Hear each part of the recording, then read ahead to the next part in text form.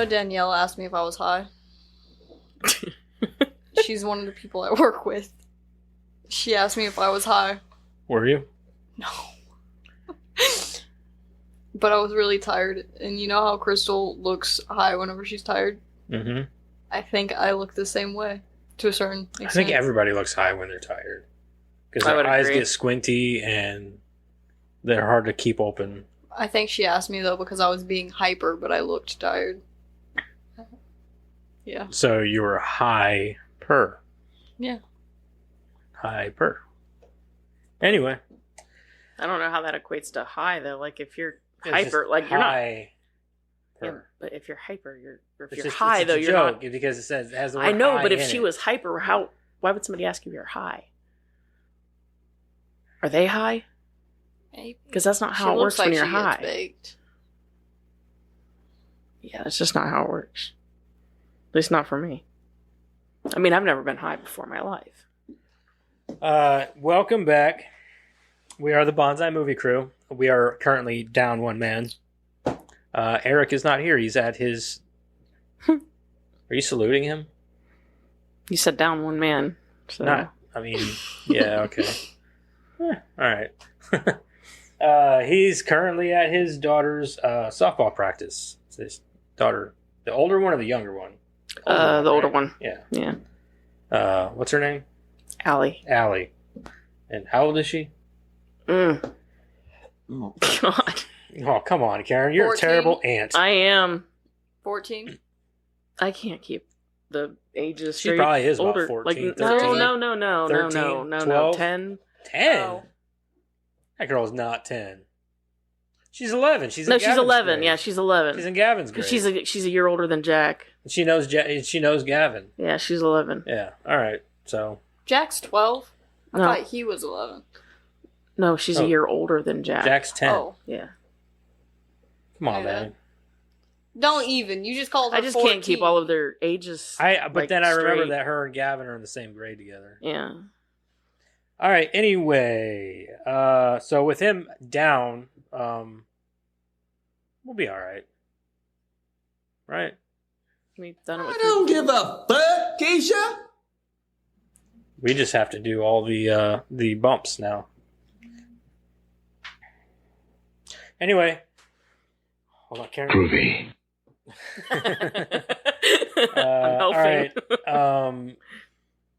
Fuck, what was I gonna say? Oh yeah, don't forget to check out our social stuff.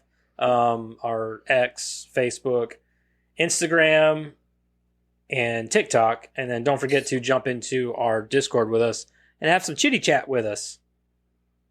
Yeah. It's mostly just me, Karen, Eric, and Alec bullshitting. Like, about movies and all that stuff. You know what I haven't done lately, though? I haven't posted any more of the podcast videos because I forgot all about it. Oh, yeah. That I was posting them in there for everybody. But I don't even think we even have that in the Discord anymore. I'm thinking for some reason I went into our Discord and a lot of that stuff is missing. Really? Yeah, like, I don't know why. Hold on. Yeah, it's not even in there. Oh. Or wait, yeah, it is. Okay. The tab just wasn't down. Oh. So, never mind that. I need to do that. Anyway. So do that. Check out our Discord, all that good stuff. Let's move on. Let's just keep on rolling with it. Rolling with the, whatever. Oh my God. That jury duty's really messing with your head, isn't it? You have no idea how, like, you're just like, you know what I mean? Like, you just sit there and you're listening to people, but, like, at the same time, you're kind of like... You zone out. That dude's pretty bald. I don't know how you pay attention. I do. I try. It's hard, but it's not as boring as I thought it was going to be, but it wasn't too bad. I don't think jury duty is something that you should just get picked for. Well, it's not. So I think you have to either be a registered voter. No, I don't think that. Are I don't you? think that even registering to vote should be criteria enough. Well, they don't. So they bring in 35 people, and then they narrow it down to 12. Well, 13 technically. Yeah, no, I get that. I still don't think. I think that you should have to take a test. I think that there should be I think you should have to go to school to be. I do juror. look around, like looking at all these people, like, I wonder Because how if many I'm of on these trial people... for my life... No, because if you have to go to school for it, they got to pay you. I know, but I'm making $11 a day. It's not... I know, but I'm saying it's bullshit that I could be on trial for my life, and my life is literally in 12 people's hands, who literally, that guy could be some asshole nose picker who can't even drive a car. He could be that guy he's in that just video. registered to vote. He could be that guy in that video that Alex sent us yesterday. Yes, absolutely. Oh my god. Yeah. If you guys don't know what they're talking about, then go to the Discord. No, it's not in Discord. It could not be in Discord. It was inappropriate for Discord. Way more. No, that's what I'm saying. Yeah. My life is in that asshole's hands. I think that jury duty is ridiculous for it to be that easy to be a juror. Yeah, pretty much. I'm not saying you're... Have you ever seen 12 Angry Men? I love 12 Angry Men. I think it's a great movie. I'm just saying that people of that caliber are pretty far in between, especially nowadays. So I'm just saying You're that... right. I'm looking around the room at all these other jurors. I'm like, I wonder how many of these people, like, put fingers up their own butts. Yeah. Or, like, I'm not saying... fantasize about, like, murdering children. I'm not saying I'm not even saying that I should have somebody's life in my hands. I'm saying that... Oh, you can put your life in my hand. I got you. I don't want that kind of responsibility. I don't want to be a juror. And I don't think that just any random asshole in the street should be allowed to be one either. It is what it is, man. They picked me. I'm there. Yeah. Guilty as charged. Karen. Oh, yeah. Anybody's guilty in my... I get picked as your juror. I'm sorry. You're guilty. It's well, you look at people and you look at the situation and you're like, technically you did break the fucking law. Yeah. Like, there's no other way to swing it. Like, did you or didn't you? Well, you did. Regardless of how lightly you broke it. You broke it. Like, the guy even said, he goes, if it's 35 miles an hour and the guy gets pulled over for doing 39, was he technically speeding? Yeah. Yes, he was. Yeah. So... Yeah. No, because you're the one that told me going over 5 is okay. It is, but if I get pulled over, if a cop wants to be a dick... If a cop wants to be a jerk, he can still get you for speeding. He can pull me over and get me for speeding. He's having a bad day. Mm-hmm. Now, will they? But would you want to be found guilty? No, and that's why I want to know the context in which it was the... That's why there's a lot... That's why you usually have, like, many... Like, they'll say not guilty by reason of, or not guilty because of, they know they did it, or like, they have Alfred pleas, where like, they'll come in and they'll say, I didn't do it, but you've got enough evidence to say I did. See, and I'm doing one right now where the girl is being charged for 3 different things, but they're all like... She threw something at the top. No, don't talk to me. You're not even allowed to talk about it. But like... No, she didn't. But like it's they're all very you should have said that to me like 4 hours ago. Oh my god. He didn't say it at all. I didn't, but I didn't think he'd just blurt it out either. But anyway, it's interesting. It is interesting. It's interesting while you're there, but it's boring as fuck. Mm-hmm. But like it's one of those situations where you're like, so we have to find 3 different guilty or not guilty charges, and it's just each charge is its own. For me, they're like, all 3 guilty. I'm out. Peace. Yeah. That's me. You did Easy. it. Guilty. You did it. You did it. Guilty. Anyway, that was my day. I get to go back tomorrow. It's great. I love it. Anyways. Anyway. Now that he's explained everything to us, Karen, can you guess who we're doing this week? Hold on. Oh, yeah. Hey, Madison, let's get into our creator profile. I already said that, and then you started talking about jury.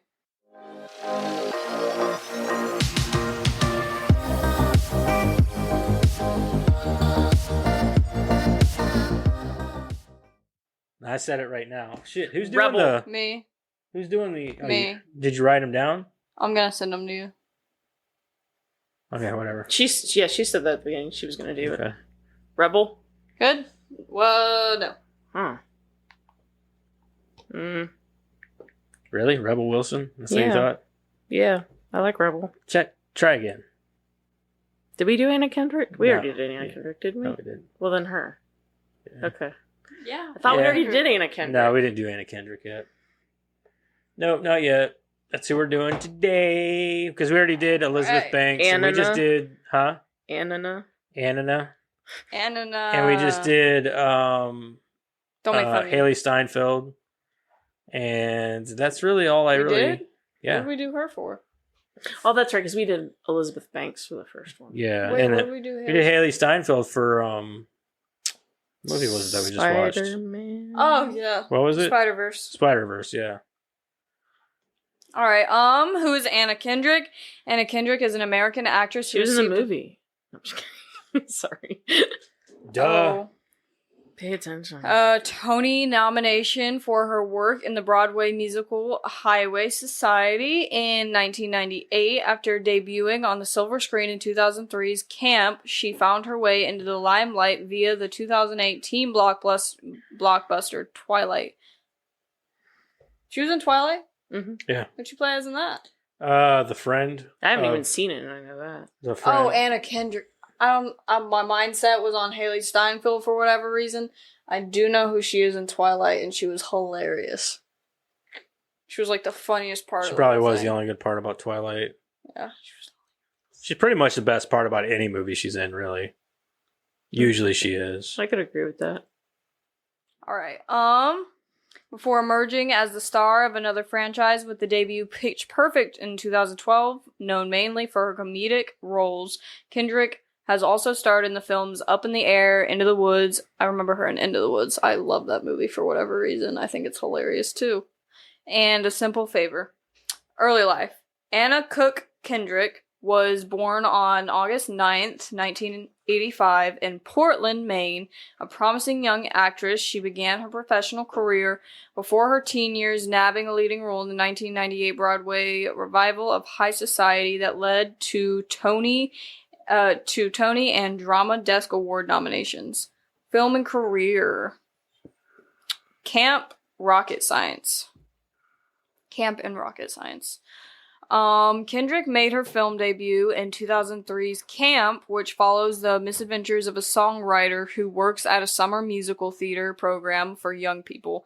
In 2007's independent coming-of-age comedy Rock Science, the actress played a popular girl and a skilled debater who lures a boy with a stutter to join the debate team. She also had a chance to showcase her vocal talents on television with an appearance on Viva Laughlin, a musical drama that only lasted a few episodes. Twilight franchise. With a supporting role in Twilight 2008, Kendrick became part of the international sensation surrounding the big screen adaptation of Stephenie Meyer's teenage vampire novels. She played the friend of Bella, Kristen Stewart, and a girl who falls for a vampire named Edward, Robert Pattinson. Reprising her role, Kendrick appeared in the sequels New Moon, Eclipse, and Breaking Dawn Part 1. She was not in Part 2 for anyone that wanted to know. Don't care. I do. I used to be obsessed with those movies. I'm sorry. Yeah. I've never seen any of them. But I also grew up watching them a lot. Like, Mom always had them on think TV. I should watch them, though, because there's this guy that, like, plays clips of them, but then, like, talks about them as the clips are playing, and that is hilarious to me. I've watched the first time I watched the first one, because I've probably only seen it like once or twice, unfortunately. I think you said you watched them with Chelsea and... Yeah, Chelsea and Andy the first time. Yeah. Because Chelsea had to make us watch it. Yeah. And I'm like, fuck it, let's watch it. And as soon as Edward came out, sparkling, dude, I lost my mind. So did I. I was laughing my ass off. I was like, what the fuck is this? Before the movies even came out, somebody was describing the books to me, and when they told me that the vampires sparkled in the sunlight, I was like, that sounds so fucking gay. And, like, I don't even remember who it was. Not even in a sucks dick way. Not even in the good way. In the bad gay way. In the bad, yeah, like, yeah, they really, like, you know, I was like, that sounds so stupid. Like, I said, I'm sorry that you like it, but that sounds incredibly stupid. And no, I'm not interested at all. Right. I'm not interested in reading the books. And then when the movies came out, it was like, I'm less interested in seeing the movies. I think I saw the second one. How many are there? 3 plus, or 4 of them. 4? I think I watched the second one. I don't know that I even watched Wait, there might be the 5 last of them, 2. actually. There's 5 of them. Maybe I watched the first 3. I don't think I watched the last 2. And then the 2 parts. The guy that talks about it, the one clip that I saw that had me dying was a guy. They're at like a party or something, and Bella gets cut. Oh god, that's the second one. That's the beginning of the second one. Yeah, It's and so the funny. one vampire like starts to freak out. So then He's a like, new vampire. Yeah, so then like Jasper, Edward goes to like save her or something, but by saving her, he picks her up and like throws her into a wall, and it's like. And then she starts bleeding more. It's like, okay, let me save you by breaking every bone in your body. It's so dumb. What the fuck? It is so like the baseball scene. The part where they're playing they can only play baseball when it's thundering out. Like what? What? That's totally a book trope. I can see that being like a book they can only trope. play baseball when it's thundering and storming out because they hit the ball so hard that it sounds like thunder. And I'm like, no. And then they're playing that Muse song to the background, and they're all dressed up with their fancy, fucking baseball outfits. Like it was so fucking stupid. The more I learn, the less I want to watch. Yeah, these it was fucking dumb. movies. It was bad. I don't know which one it was. Even for like entertainment sake, the less I want to watch these movies, just because. I think that one day those movies will become more of a joke than they already are. Like They I think already one day are more of a joke they're going to be than on that level of like, did they actually mean to make this movie like this? At what point in time did anybody find this stuff serious? Right. Like whenever it first came out. But like there are people that like were so obsessed and like loved it so much, and like if My you mom. said anything bad about it, they like would cry. Oh My yeah, mom. they get so defensive. My mom. Chelsea, And like you'd sit there and it's like, are you? they're terrible. You can't be serious. And any dude, whoever came up to me and said, "Dude, you got to watch Twilight," I would have punched him in the dick. You don't deserve to have that penis. I will flick Yeah. you in the nuts. Yeah. Yeah, I don't think there's anything there. Shall we test it? I will punch you in the dick. That's like saying, I love The Notebook. It's one of my favorites. Fuck you. Is that a romance? I've never seen Yes. it in the Notebook either. I've seen it No, one no, time, and I was forced into watching that one too with Quentin and his girlfriend. Like, dude, just watch the movie. Don't be such a queer. Like, dude, you're the queer that wants to watch the movie. What are you talking about? So I watched it with him. I was like, this is fucking stupid. It's the only Ryan Who's a queer Gosling, now? the only Ryan Gosling movie that I will sit back and say that movie was dumb as fuck, and I'm sorry for Ryan Gosling. Only thing I know about it is like I've heard people say that like if he were unattractive, then he would be in jail. Yeah. He fell in love with her and then obsessed over her for so many years and waited on her. That is literally like in most movies, the only difference between a happy ending Mhm. and a realistic ending how is attractive they are. is the guy attractive or not. Yeah. Mm-hmm. Yep. Anyway. Sorry. Up in the Air. Graduating to more mature roles, Kendrick played Natalie, a young businesswoman, 2009's Up in the Air. The film follows a cross-country trek taken by Natalie and Ryan, a human resources professional who is hired by companies to fire unwanted employees. Ryan insists that his work requires face-to-face interaction, while Natalie insists that the job can be done via video conferencing over a computer. The two travel together so that Ryan can show Natalie the particulars of terminating employees for her work on the film.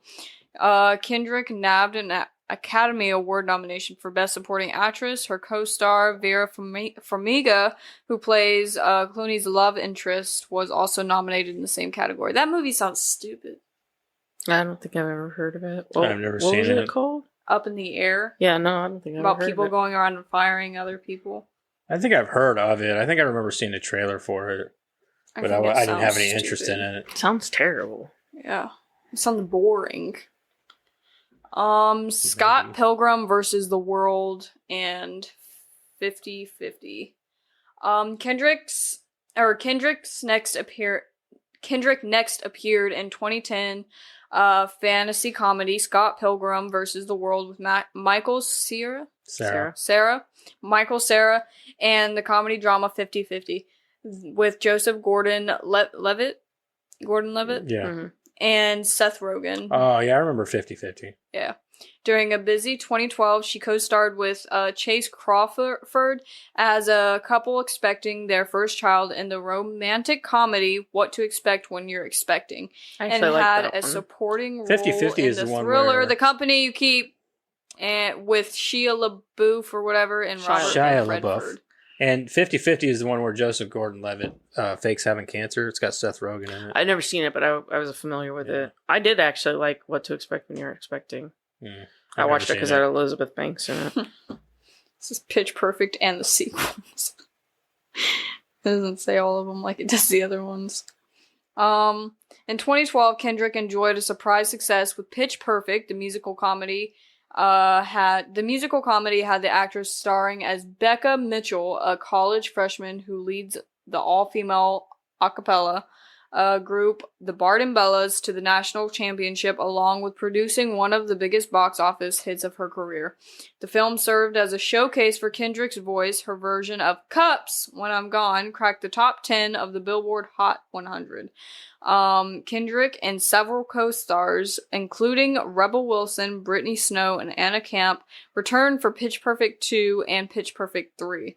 I will say, I remember whenever that Cup song went viral, because it was a trend forever. It like just on like YouTube and everything, like people doing the Cup song.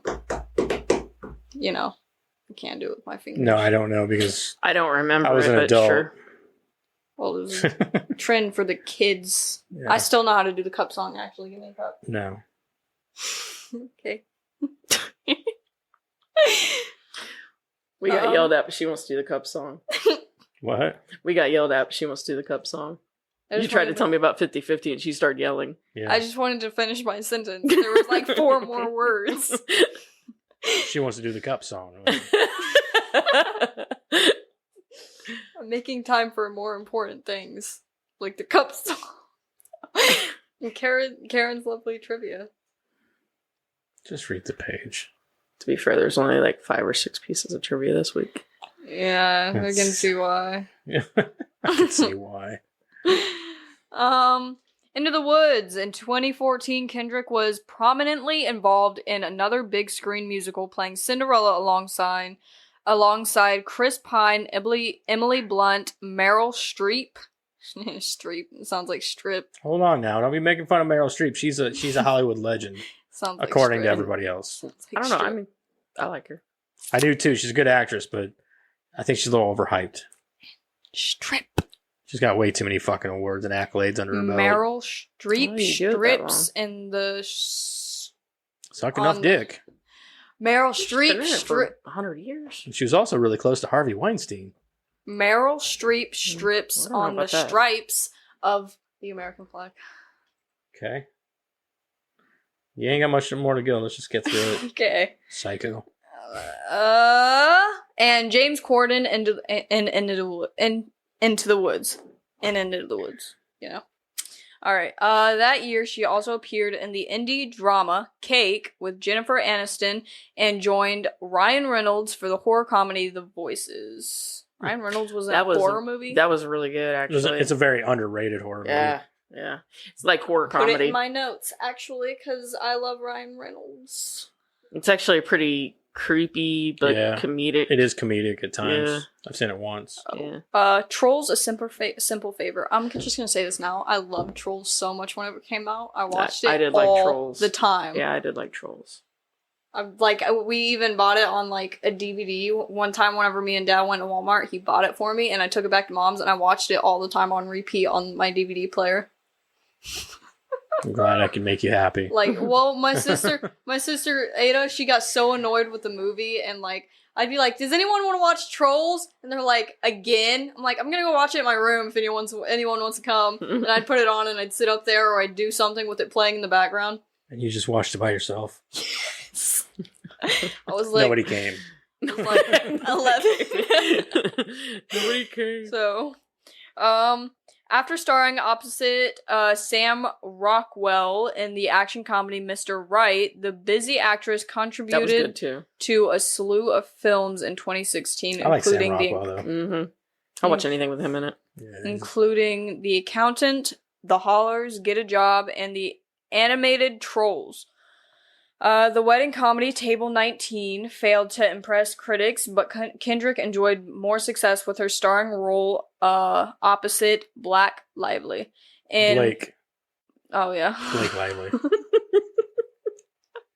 Blake Lively. Which ironically is Ryan Reynolds' wife. Or no, wait. Yeah. Yeah, that's right. Yeah. And Paul Feig. Feige.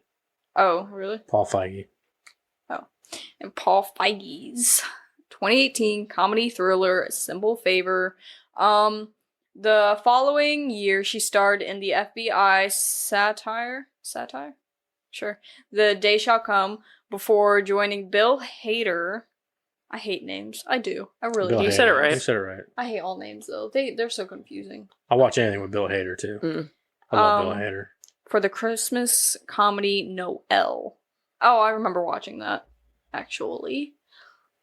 Isn't that like a Disney movie? I don't know. I don't think it's a Disney movie. But It's got like the... It's a Christmas movie. I was going to say, it's got the deer in it and everything, or I whatever. don't know. Yeah, I think so.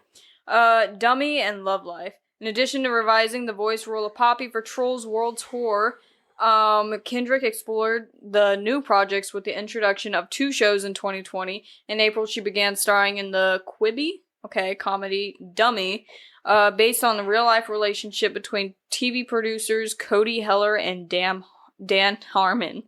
The following month, she helped launch HBO Max with the anthology series Love Life, which follows the twists and turns of her character's romantic escapades. Escapades. Is that it? No, one more. Social media, book, and personal life. It's really short for being personal. Along with her impressive list of screen credits, Kendrick is known for her hilarious, candid comments on social media, garnering more than 7 million followers on Twitter. The actress showcased her humor and opened up about her childhood, her anxieties, and her struggles in Hollywood on her 2016 memoir, Scrappy Little Nobody. Kendrick has been in a relationship with British cinematographer Ben Richardson since 2014. Boom! Lucky bastard. I liked her inner thoughts monologue thing she used to do. Shit was funny. Favorite Anna Kendrick movie? Trolls. Figured so. Rapture Palooza. Rapture Palooza. Have I seen that? If you haven't, you should. Had Craig Robinson, he played the devil. Everybody gets raptured, but her boyfriend. I haven't seen it, but I know what you're talking about. Oh, it's fucking funny. Mine's gonna be. It would be Scott Pilgrim, but I'm more looking for like a standout role for her because she didn't really have a lot to do in that movie. But I'm going Into the Woods. I really like that musical. And the movie's really. I know a lot of people didn't like it, but I liked it for a lot of fucking reasons. Like there wasn't a happy ending. Like a lot of it was like the Cinderella story, like the sisters actually cut off their heels and shit like that. Got their eyes plucked out by birds and all that. It's really good. It's a good fucking musical. I just liked it. That, it almost made me like James Corden, but then I realized he's still a douche. So, because like in the movie, he plays a really good character, and I enjoyed him in the movie, but then I'm like, yeah, I still don't fucking like him. Charming or something? No, that was Chris Pine. James Corden was the baker.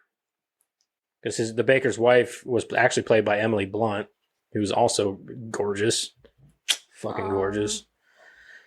But anyway, yeah, so that's Anna Kendrick. Let's move on. Moving right along. Moo. What the hell have you been watching? James Corden? Yeah. Baker? Yeah. Isn't he Anyway. a douche? Huh? So isn't he a douche? Yeah, he's a massive douche.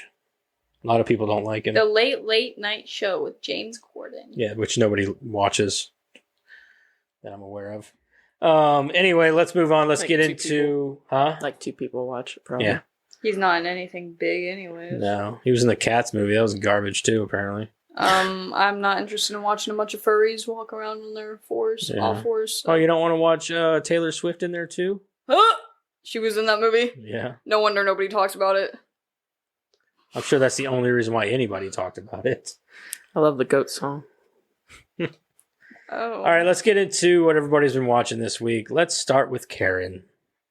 Next Friday? Already? You couldn't wait? No. Wait, is that Did we put that is that one a in mark? I Wait, don't what's know. the next? 'Cause I don't remember if that was part of the slew of I don't know if we What- did or not. What's the next timestamp? what everybody's What been did it say? watching. Is it the highlighted 29. ones? Yeah, 29. Okay.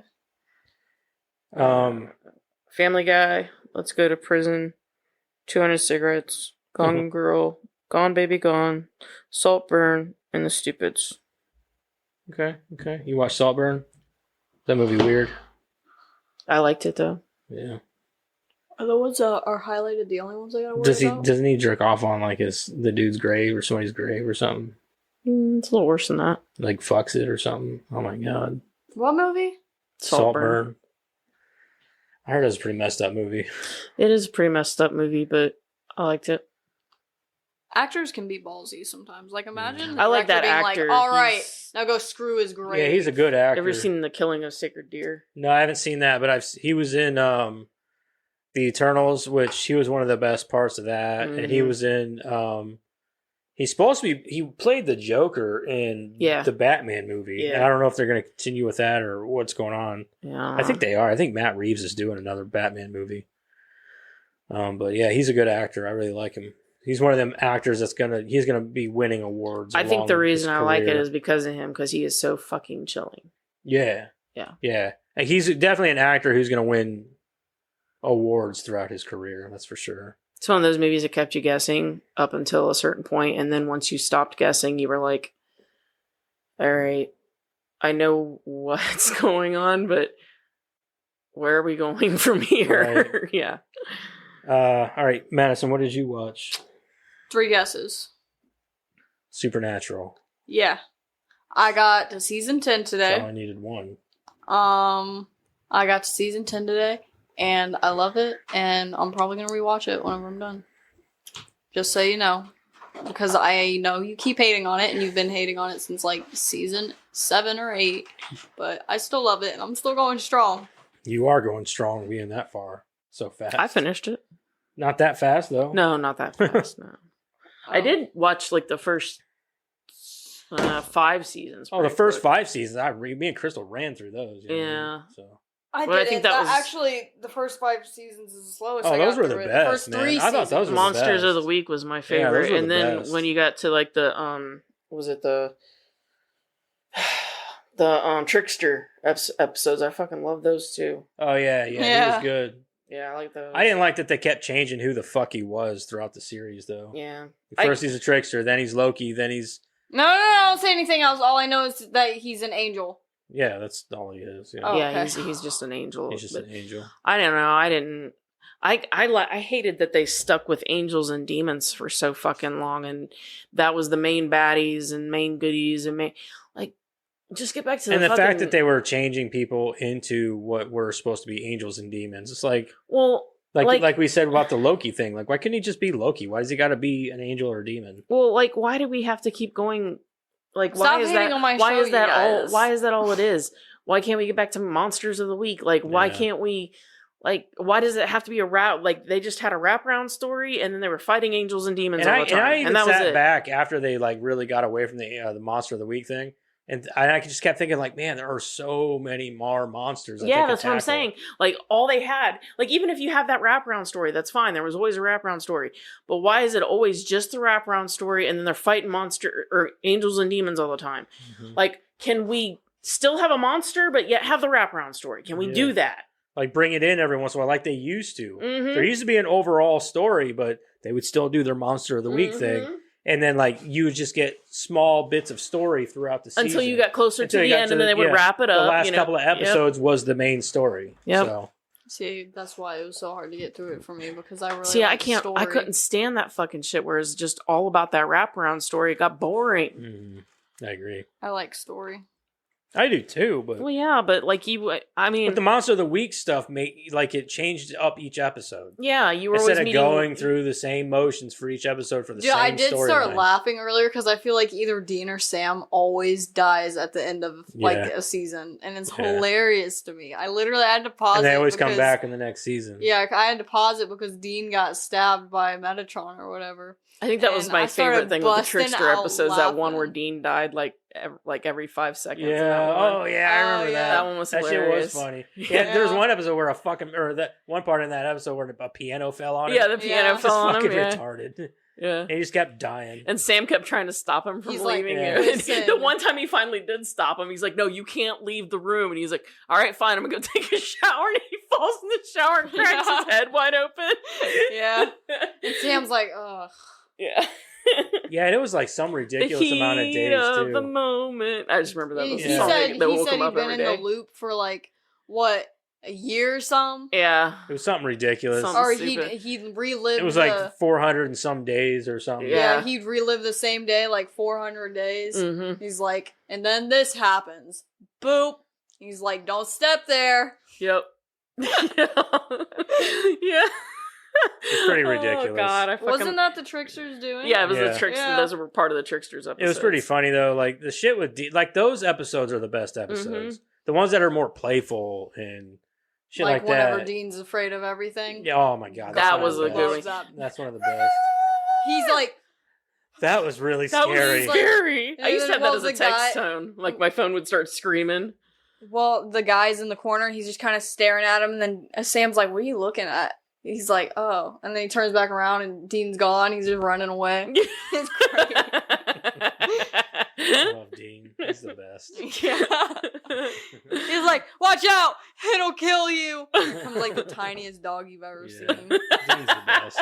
Or like the episode where he could talk to animals and he's just screaming at birds. Oh yeah, yeah. Because the bird, Shut up! because the bird was thinking about shitting on his car or He's something like, like oh that. yeah, I'm brewing up a big one.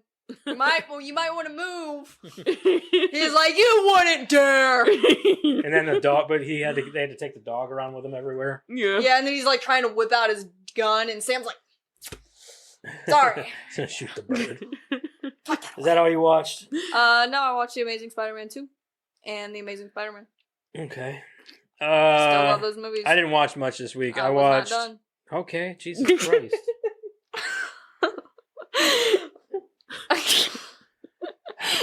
But yeah.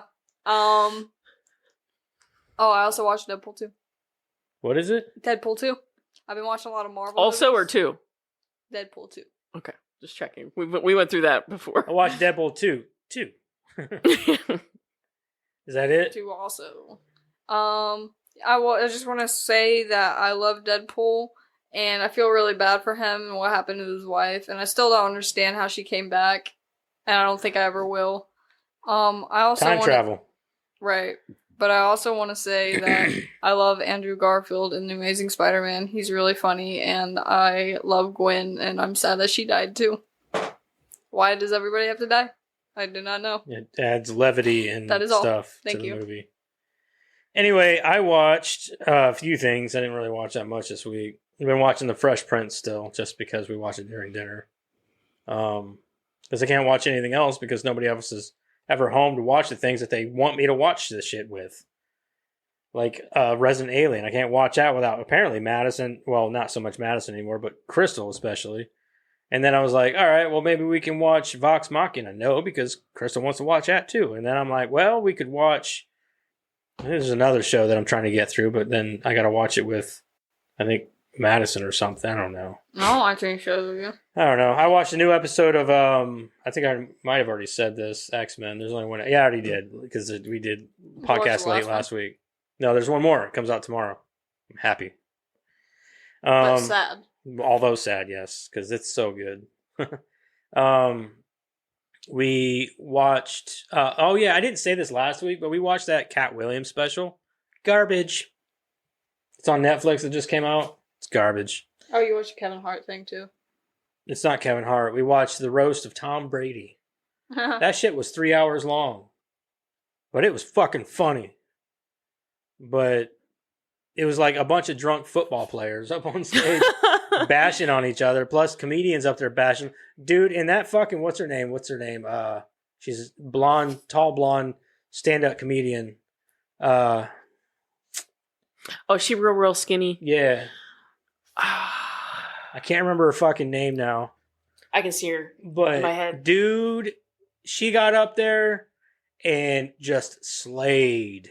Like she got up there. You did not. He said slave. She did. She like got up there and she just ripped into Tom Brady and everybody. It was fucking hilarious, That's great. dude.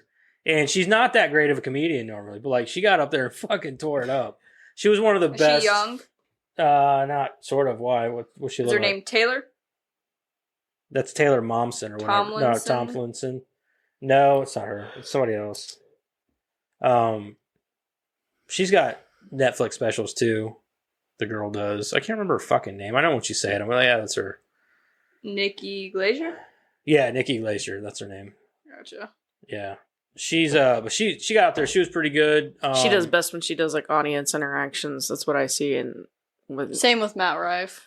yeah, like when Yeah, she does Matt the Rife. audience interactions, she's hilarious. And then there was another dude that was there, and he's got a podcast and he does a bunch of TikTok stuff and everything. But he does like, he's got a podcast or a show or whatever that he does where he brings in amateur comedians and they like do their like minute or two of stand up, and it's fucking hilarious. The dude's pretty funny, but dude, he got up there and destroyed some people too. I heard that because what he said to Kim Kardashian. Apparently an easy she target. like went home and like was bawling about it and everything and made a big deal about it. Like, oh, you can't say that about me. You know what I mean? One of those things. He's pretty much said, I can't believe you're here. Not because you're here, but because you left your kids at home with their dad. And shit, like, he just was bashing on her hard. And it wasn't even that big of a deal. It was like, dude, he said way worse things to other people. But it was whatever. I didn't care. I'm sure he was even like, whenever he was brewing everything up in his mind, he was like, can't say anything that bad to Kim. She'll make a big deal about Who it. gives a fuck? I'd bash the fuck out of that bitch. She's an easy target. Yeah, Uh-huh. she is. She's a stupid asshole. But You can't take the heat. You probably shouldn't be famous. that's fucking Mhm. right. And she's only famous because of what? She's never Got a big booty. She's Got famous anything- for being famous. pretty much, yeah. Her daddy was the guy who fucking got O.J. Simpson kept him out of jail. Mhm. That's pretty much about it. Her mom worked very hard to get them famous. Oh yeah. Well, let's give them their own show. Yep. Anyway, Keeping up with the Kardashians. the roast is really funny. There's a lot Well, of let's like, say her mom probably especially- slept with a lot of people to Oh, get yeah, them for sure. famous. So the it's a little long, but like, Including especially a if woman. you're into football Well, now a woman. and you like Tom Brady, because they go into like, they bash the fuck out of him about how he's got like 7 fucking Super Bowl rings and his 8th ring, which is like his divorce ring. Because I don't know, they bash on him a lot about his ex-wife and stuff. But it's pretty funny. We watched 2.5 hours of it, and then we had to watch the other half hour the next day because I was just like, I'm tired. I need to go to bed. And then we watched that new Ghostbusters movie. Without us. We watched it up in our room, yeah. That was a long movie. It was like 2 hours, man. It was long. And it was okay. It wasn't great. I think that a lot of people had a problem with it just because it didn't have the same feel as other It Ghostbuster wasn't movies. that so much. It was like, it felt slapped together. It felt sloppy. Strained. Not strained. It was like, there were things in the movie that were in there for the sake of being in there. There was no rhyme or reason for it. Like, oh, this is funny. Well, it doesn't really matter. It doesn't really fit the tone or fit the narrative. Put it in there anyway. That's what it felt like. Like it was I don't know, just like impatient. certain things like that didn't make any fucking sense to me. Like the writing was impatient. that, and there was a lot of plot holes. Like, Well, like Slimer. Why the fuck is Slimer there still? Why are they living in the firehouse with a ghost in the attic? And there's just a lot of things to the movie that I was like, why? I don't understand. because it's bridging. Huh? It's bridging. Sure, I guess. I'm not going to defend the movie, but I will say it's not terrible. It's not as bad as everybody made it out to be, like it was a bomb or whatever. But I think they're the only ones that are doing it right as far as like trying to yeah, bring oh yeah, it's franchises still better than together. that fucking all-female remake. Or Well, whatever. not just that. I mean, as far as like trying to take old franchises to new franchises. They're the only ones that are Yeah. doing it right. I just think that with this specifically, this movie, they did it right with the last one. Like The last one was amazing. it was good because it was something new and fresh, and it was telling the story. But then the only thing that it I felt like the second one, like, well, we need to shoehorn in the old cast a little more. no, I give them think more. You know, I think and I didn't that- like that. I think that what they, this is just my opinion. The one problem that I had with the last movie, and I'll say it until I'm blue in the face, is that they keep bringing Gozer back. Gozer, Gozer, Gozer. We got Gozer in the first movie. Yeah. We got Gozer in the game. We got Gozer in this movie. We got They finally had a really good villain. They brought a good villain in for this one. That's true. I'll Thank give them God, a that much. brand new original villain. Yeah. Finally. So I don't have a problem necessarily with the shoehorning, so to speak, because I still think that that's part of their bridging. They're trying to bridge in old stuff into the new stuff to help bring in new stuff into the old stuff. And the old cast, I think the only old cast that was in it a lot was really Ray, and that's just because he doesn't want to go. He wants to be part of it, and that's fine.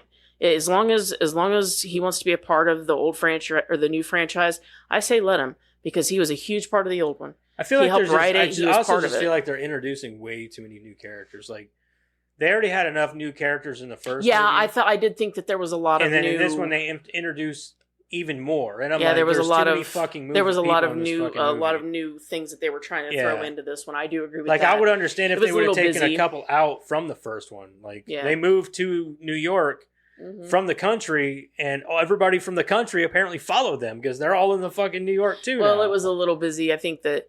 Well, I thought the only one that came with them was podcast. And then the girl was there, Lucky. The colored girl was there. She was in the last. she was- one? I don't remember in the last. She was in one. the last one. Okay. She was the love interest of the older boy. Okay. And then. Well, anyway, she was graduating in the last one. I do remember that one. But in any case, I do agree there was a lot of at that there place. was a lot of new stuff that I felt like they were throwing in, but it was kind of neat to see how they were coming up with new technology. So it, Yeah. kind of neat to see where they're going to take that kind of stuff. Some of I it was just- cool. I thought a lot of it was good. But I just still wasn't as good as the last one. No. It was good for what it was. It's one of the movies that I'm like, I'd have to see it again to maybe. I think it's more have a like real judge of it. I think that a lot of people, the general consensus is a lot of people are wanting that old feel. They want that old feel of Ghostbusters when they're not trying to keep that old feel. They're trying to usher in a new Ghost, and they have to understand that it's not going to stay Right. the same. I had to applaud them for the villain, especially. Yeah, the villain did look cool as fuck. Yeah. Did you watch anything else? Yes. What did you watch? Can I get there? I'm sorry. I'm sorry. I'm just saying. Wow. Me scusi. How many assholes we got on this ship anyhow? Yo! I'm surrounded by assholes. Jesus, man. So you can go as long as you want on your shit, but I ain't even know that long. God damn it, this ain't a No, because you cut me off. this before ain't I the was even supernatural finished. podcast. This is a movie podcast. We were talking about a movie. No, you interrupted me before I was done. Mhm. So don't talk to me about cutting people off. Whatever. I'm not done. I didn't say I was nowhere near that. We were still talking whenever you asked me. I'm just saying. No, I'm Damn. not done. I still have another movie that I watched. Go ahead. What'd you watch? Love you. I Jeez. watched The Ministry of Ungentlemanly Warfare What is that? And oh, yeah, the Hitler about thing. the Nazis. It was the- I'm very interested in what you have to say about that. if you like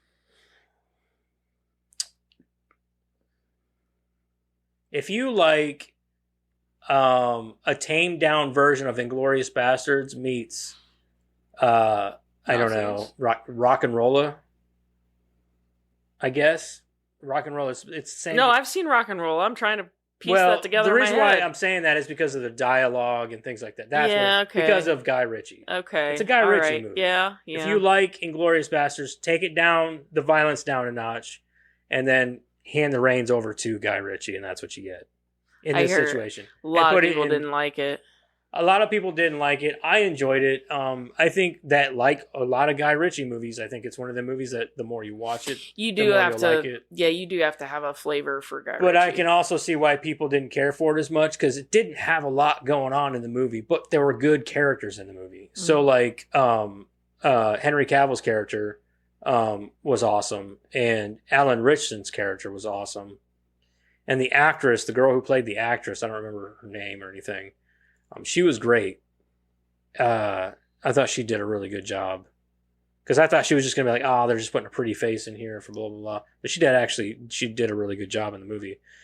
And then the guy who plays the main Nazi in the movie was awesome. Chris was like, is Hitler going to be in this? I was like, I don't think so. She's like, but it's a Nazi movie. I'm like, doesn't mean Hitler's going to be in it. Like, and no, Hitler There were a wasn't lot in of it. Did the bad Nazi people win? other than him. No, Oh. no. Himmler Yeah. was pretty bad. Yeah. I mean, But I think that the movie was good. It was just I felt like it was too long in the tooth. It was too. They could have cut like 20 minutes out of the movie. I'd have been happy with it. So, Yeah. but because it was over, I think it was just over 2 hours. I think yeesh. it was long, but it was good. I enjoyed the movie. It took a minute to get there, but a lot of the Nazi killing, especially dude Alan Richson when he's on camera, he's the best character in the movie. Like the very beginning with him and Henry Cavill on the boat, you've probably seen it in previews, but like it's just one of the funniest fucking interactions. Like they're laughing and shit, and he's just walking around. I think I did see that on the trailer. He literally walks around with a bow and arrow the entire fucking movie, and kills people with a bow and arrow and knives. He rips one dude, like he cuts one dude's heart out, Oh wow. and he just said, "I just want a barrel full of Nazi hearts."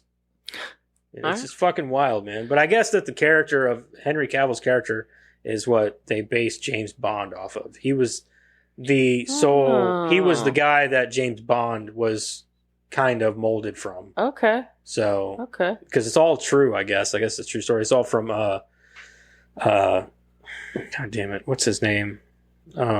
Churchill's Yeah.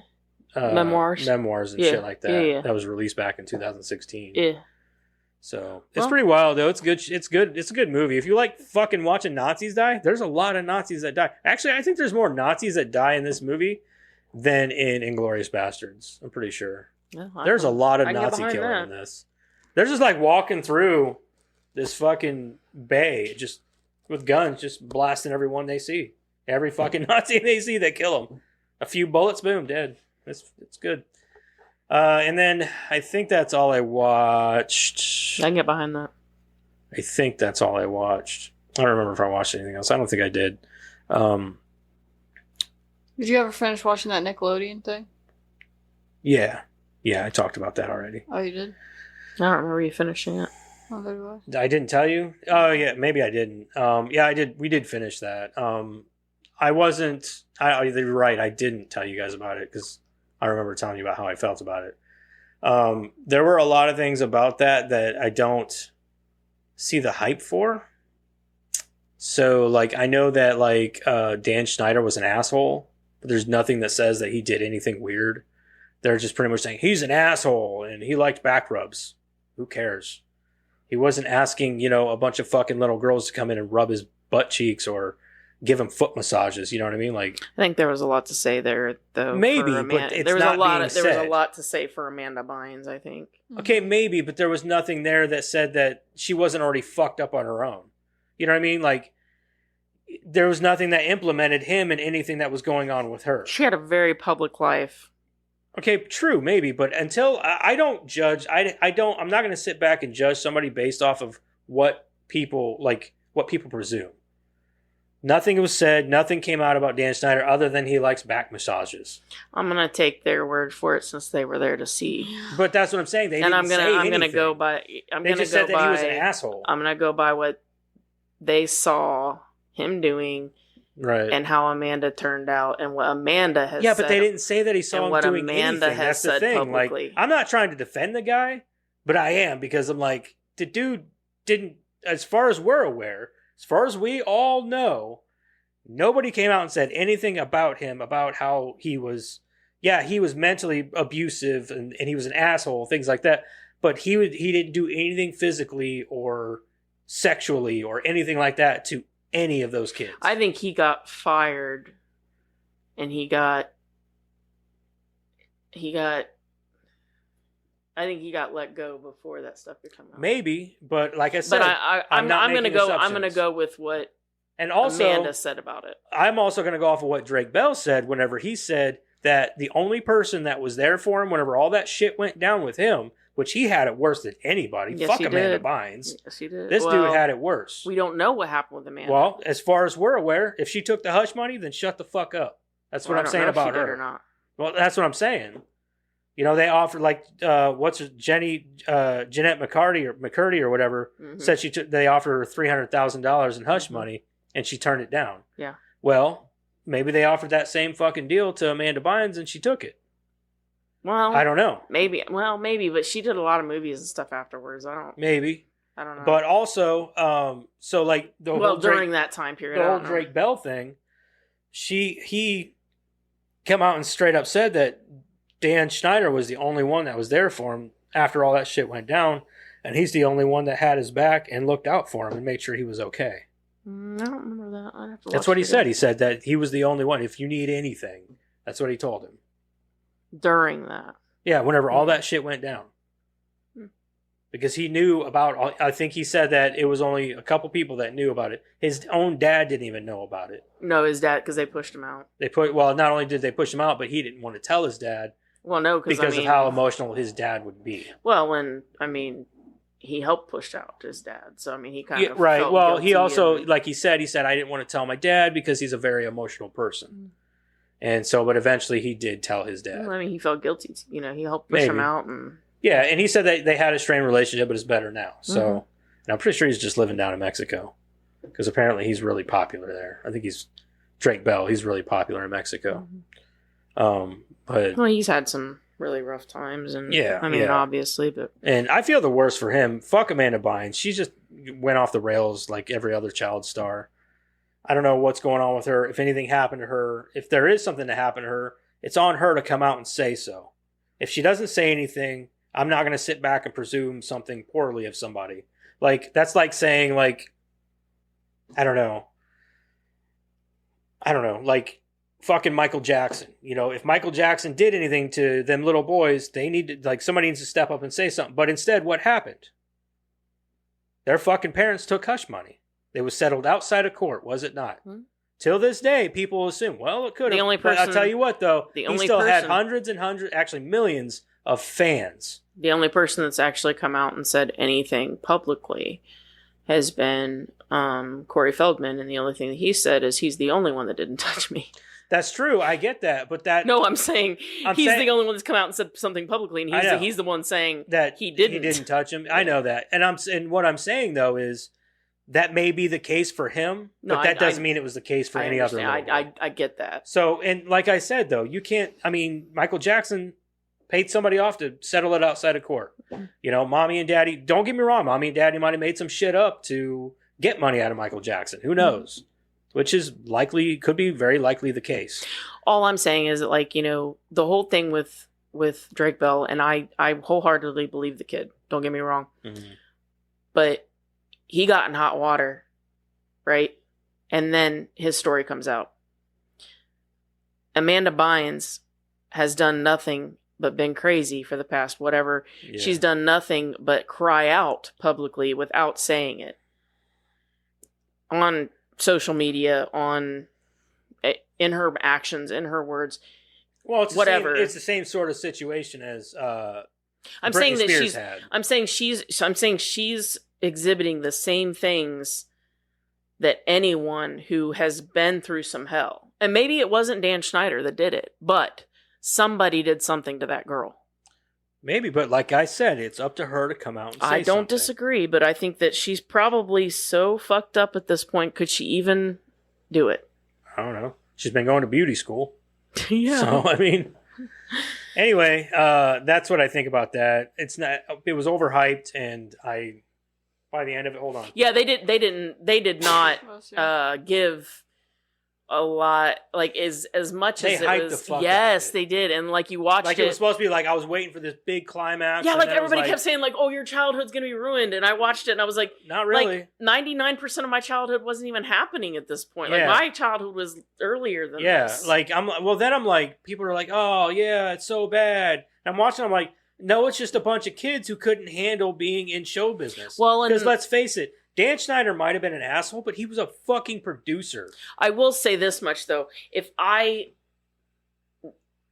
don't know, if I worked at Nickelodeon and you are somebody who is a professional in children's television, right? That's your job. That's what you do. Shame on them for not noticing some of the things that he was doing and that he was putting on television. I think that he was too doing hard with on those the kids. No, not just that. Like the fucking potato. And Yeah, come on. a lot of the adult humor and things Come like on. that. There were some things that I was like, come on, dude, you're gonna nitpick that. Okay, but there kids- were some other things I was like, yeah, she's definitely like. Okay. Like kids aren't going to notice that stuff so much, right? Kids aren't going to notice that stuff so Right. much. But for like, me, like she if- like having like her over the bed pouring water on herself, like If dude, she's you're- like a 13-year-old girl or something. Exactly. And if you're an adult who works in kids television, right? And that's your business, that's what you've done, or that's what you do, right? That is your profession. Nobody else, you're telling me nobody else in that same profession with Dan Snyder didn't sit back there and go, anybody else got a problem with this? Right. You know what I mean? Like, No, they're sitting there like, no. yeah, exactly. I think that Carry some of on. the, but I've also heard accounts of the stories in the show being a little over exaggerated. So like the one guy who used to host, No, I'm talking about stuff that made it to air. right. I know what I'm saying though is so the guy used to host like Double Dare and shit like that, or he was actually a host. Mark back, Summers, yeah. Yeah, he was a host whenever we were kids. Yeah. And he said that he was. Oh yeah, on, he was on a different interview, or he was told it was a different interview. No, and he then- said he was told it was something, and they asked if he would come in and comment on some Nickelodeon stuff. He was like, sure. And he said, and then they showed me a clip, and I watched the clip, and I asked if this is something that they had aired, and that's all they took from me. Mhm. He's like, if I would have known it was like that, I wouldn't have done the interview at all. Exactly. He said I didn't know what exactly they wanted from me. Yeah, because you notice he was only in there for like 2 seconds. Yeah, he was only in the first episode. That was Yeah. it. Yeah. And I was like, yeah, probably because they're like, because documentaries do that. They twist and manipulate stories. They did the same To thing get with their storyline. Yeah, they to fit their narrative, Mhm. and they did the same thing with Making a Murderer. Back whenever they did the Stephen Avery shit. Yep. The first season of that made it seem like the cops were incompetent and they were Yeah. after Stephen Avery. Mhm. Well, I read the dude's book. One of the detectives on the case wrote a book about it, and he went through all this other evidence that they didn't show in the fucking show. How like a lot of the things that pointed to Stephen Avery without reason, without Oh, a doubt, yeah. he did it. And I'm thinking like, and then the only other person that had their back was the DA or the prosecuting attorney or something like I that. think it was the attorney. Yeah, it was one of the attorneys. I know he was an attorney, but like he was the only one that had their back and Well, was I like think that's why backing them up. they ended up having to go back and do season 2 because they were going to get sued. Yeah, so like that's why like that high profile, all that was for the season 2 was that high profile fucking lawyer coming in trying to make herself look good and take on this case. Notice there ain't been no season 3. Mm-hmm. Yeah, probably because they're like, yeah, we can't take this any farther. Well, and you're wanted fucking guilty. they wanted to show the other side so that they wouldn't get sued or whatever. Yeah. Come the fuck on. It's fucking retarded. But like I said, a lot of those documentaries, especially ones like that paint a certain picture for you to watch and paint a narrative, they do that on purpose so that you take a certain side. Mm-hmm. They do it all the time in documentaries. Yeah.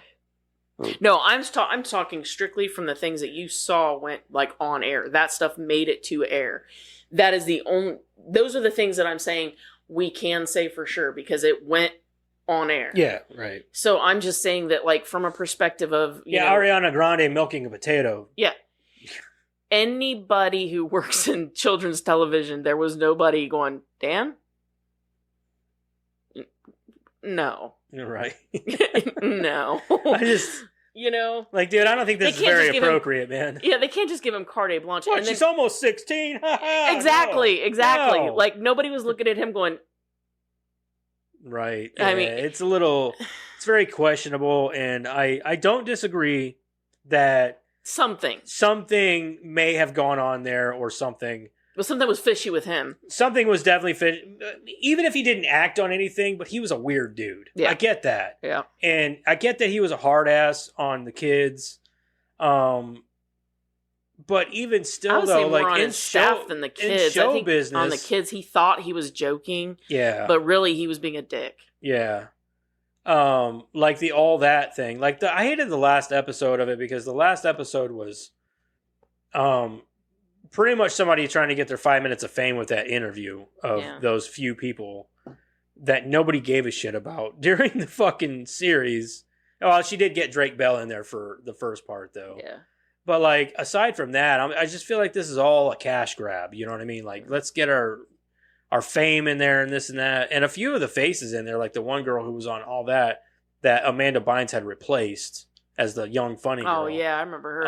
I remember She her was- from all that. Yeah, like, because that was vividly. the tail end of like me watching. That It was me her- too. Yeah, because her and, right as Amanda Josh- Bynes was coming into it, I was like, Yeah, getting when out of it. Amanda was there, like at the very tail end of me watching, I remember Yeah. that girl mostly, and then a little bit of Amanda, and then Yeah. I was done. I don't 'cause there remember was, like- any of there Amanda. was, I like, was done with it before Beth, then. So. that Beth chick was on there when I Lori watched it. Beth, Lori Beth, yeah, Josh Server. yeah. Josh, I remember him. Keenan and Kel. Mhm.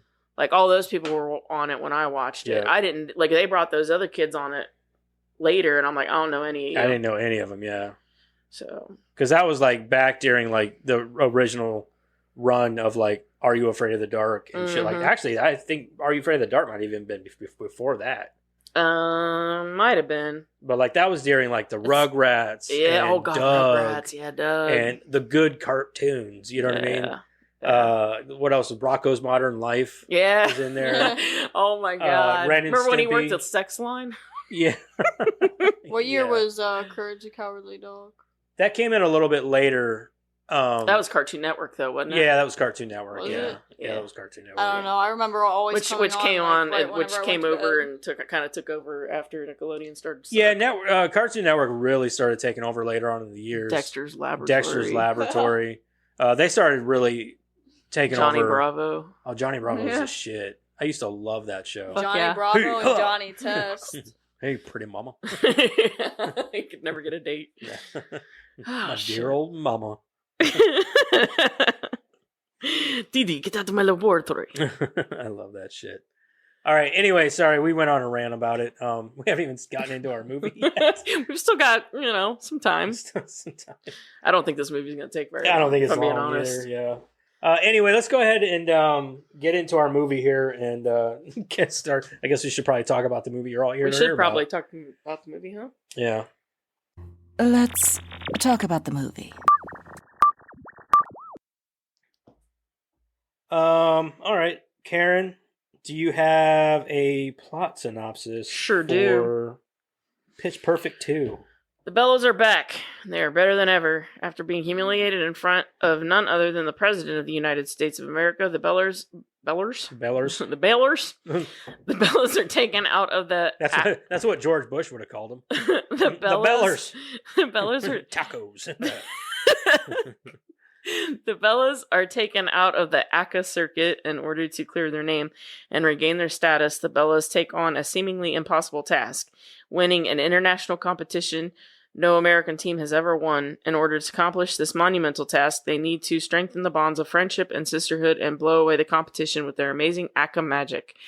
With all new friends and old rivals tagging along for the trip, the Bellas can hopefully accomplish their dreams. 1 hour and 55 minutes, PG-13. Anna Kendrick as Becca, Brittany Snow as Chloe, Haley Steinfeld as Emily Junk, and Rebel Wilson as Fat Amy. That's as far as I'm going. We know who's in there. All right. Well, Eric's not here, but let's start with Madison. Would you watch again, and would you recommend other people check it out? I'll probably end up seeing it again, yeah. And, I mean, if you're going to watch the first one, you might as well watch the second one, I guess. It's like, it makes good for I know I say it a lot, but it makes good for background noise during a sleepover. I can see that. Yeah. Yeah. Yeah. I think for me, I'm probably not going to watch this again.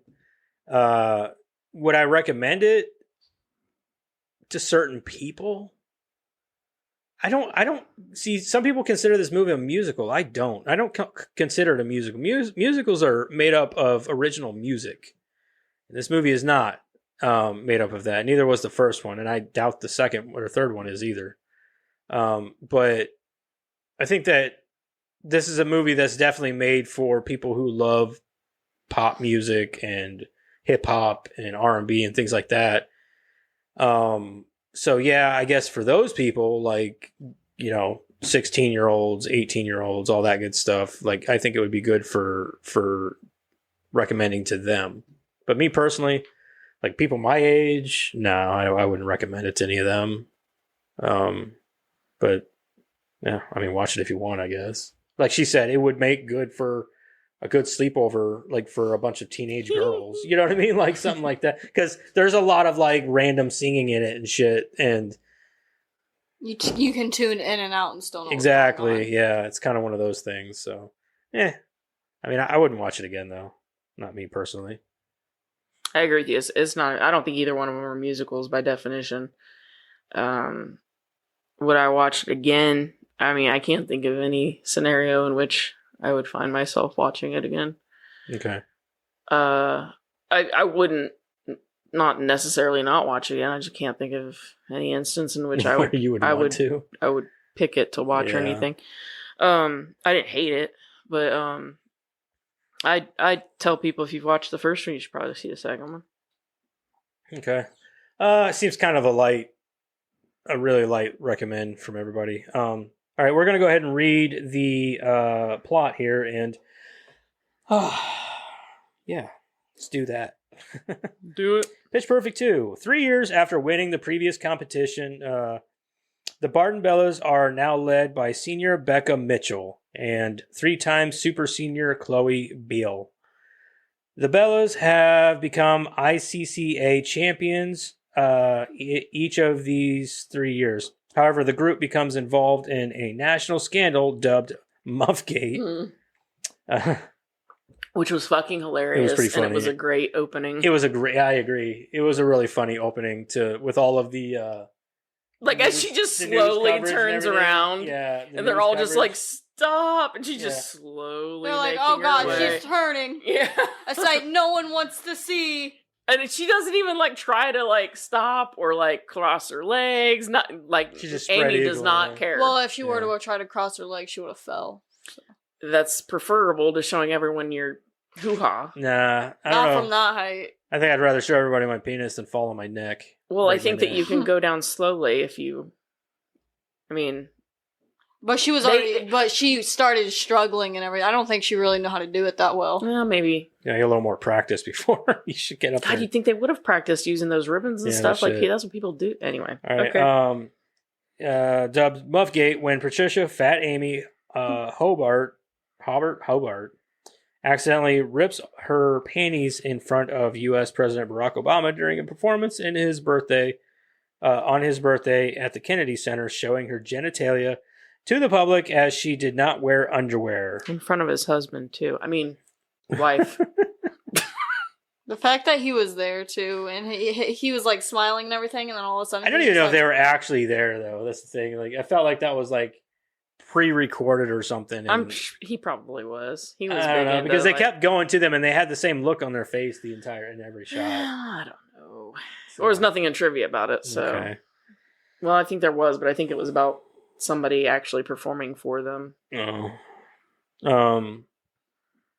The scandal leads the Bellas suspension from the ICCA's.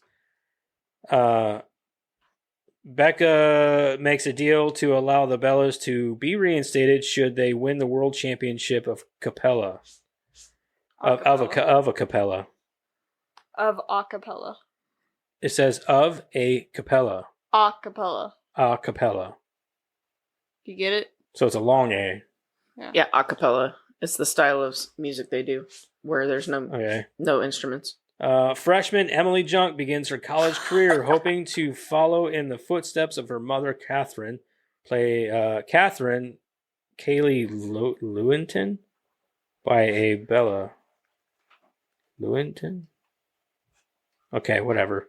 She's played by Katie Seagal, but Catherine tells Emily she is more than junk and that she is pitch perfect.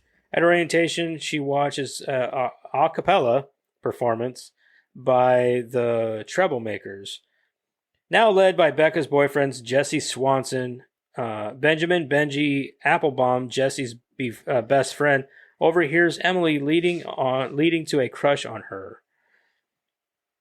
I'm glad he didn't have a lot to do in this movie. The boyfriend. Yeah, he wasn't as prominent in this one. Actually, they really weren't as prominent in this one. The Troublemakers or whatever. Well, that's because they were their main competition last time. True. Yeah. I'm just glad he wasn't in it a lot. You know what I mean? Because his very like innocent, boyish attitude kind of gets on my nerves. Like boy band attitude. Yeah. The Bellas learn that Das Sound Machine. She was into it. Yeah. A German powerhouse group has replaced the Bellas on their victory tour. Well, she's kind of got the boy band attitude going on too. Yeah. Additionally, Becca has started an internship at a recording studio, Residual Heat. Sorry. Something only Jesse knows. So the main girl that in the German a cappella band or whatever. Yeah. She's like, why am I strangely attracted to her in this? And that? Yeah, that was funny as hell. So I was like, I get it though. Like I can see it. Just because you're sexually confusing me. Yeah. But I was like, yeah, I would be extremely attracted to her too. I just like how every time she would try to like insult her, it would come out a compliment. Yeah, well, your sweat smells like cinnamon. Yeah. She really did, like, honestly, like Anna Kendrick's character didn't have a lot going on in this movie like she did in the first. I think what they were trying to do in this one was pass the baton off to that funk chick. Yeah, to Haley Steinfeld's character. Yeah. Okay, Emily goes to the Bella sorority house to audition for them because of they're absent from the auditions. When she sings her unfinished song Flashlight, she succeeds in joining the Bellas. At a car show where the ICCA winners are due to perform, the Bellas scout their replacements, DSM, led by intimidating duo Peter Kramer, and I didn't know that was his last name, and Commissar. Okay, Commissar? Okay, Commissar. Sure. Who take delight in mocking the all-girl group.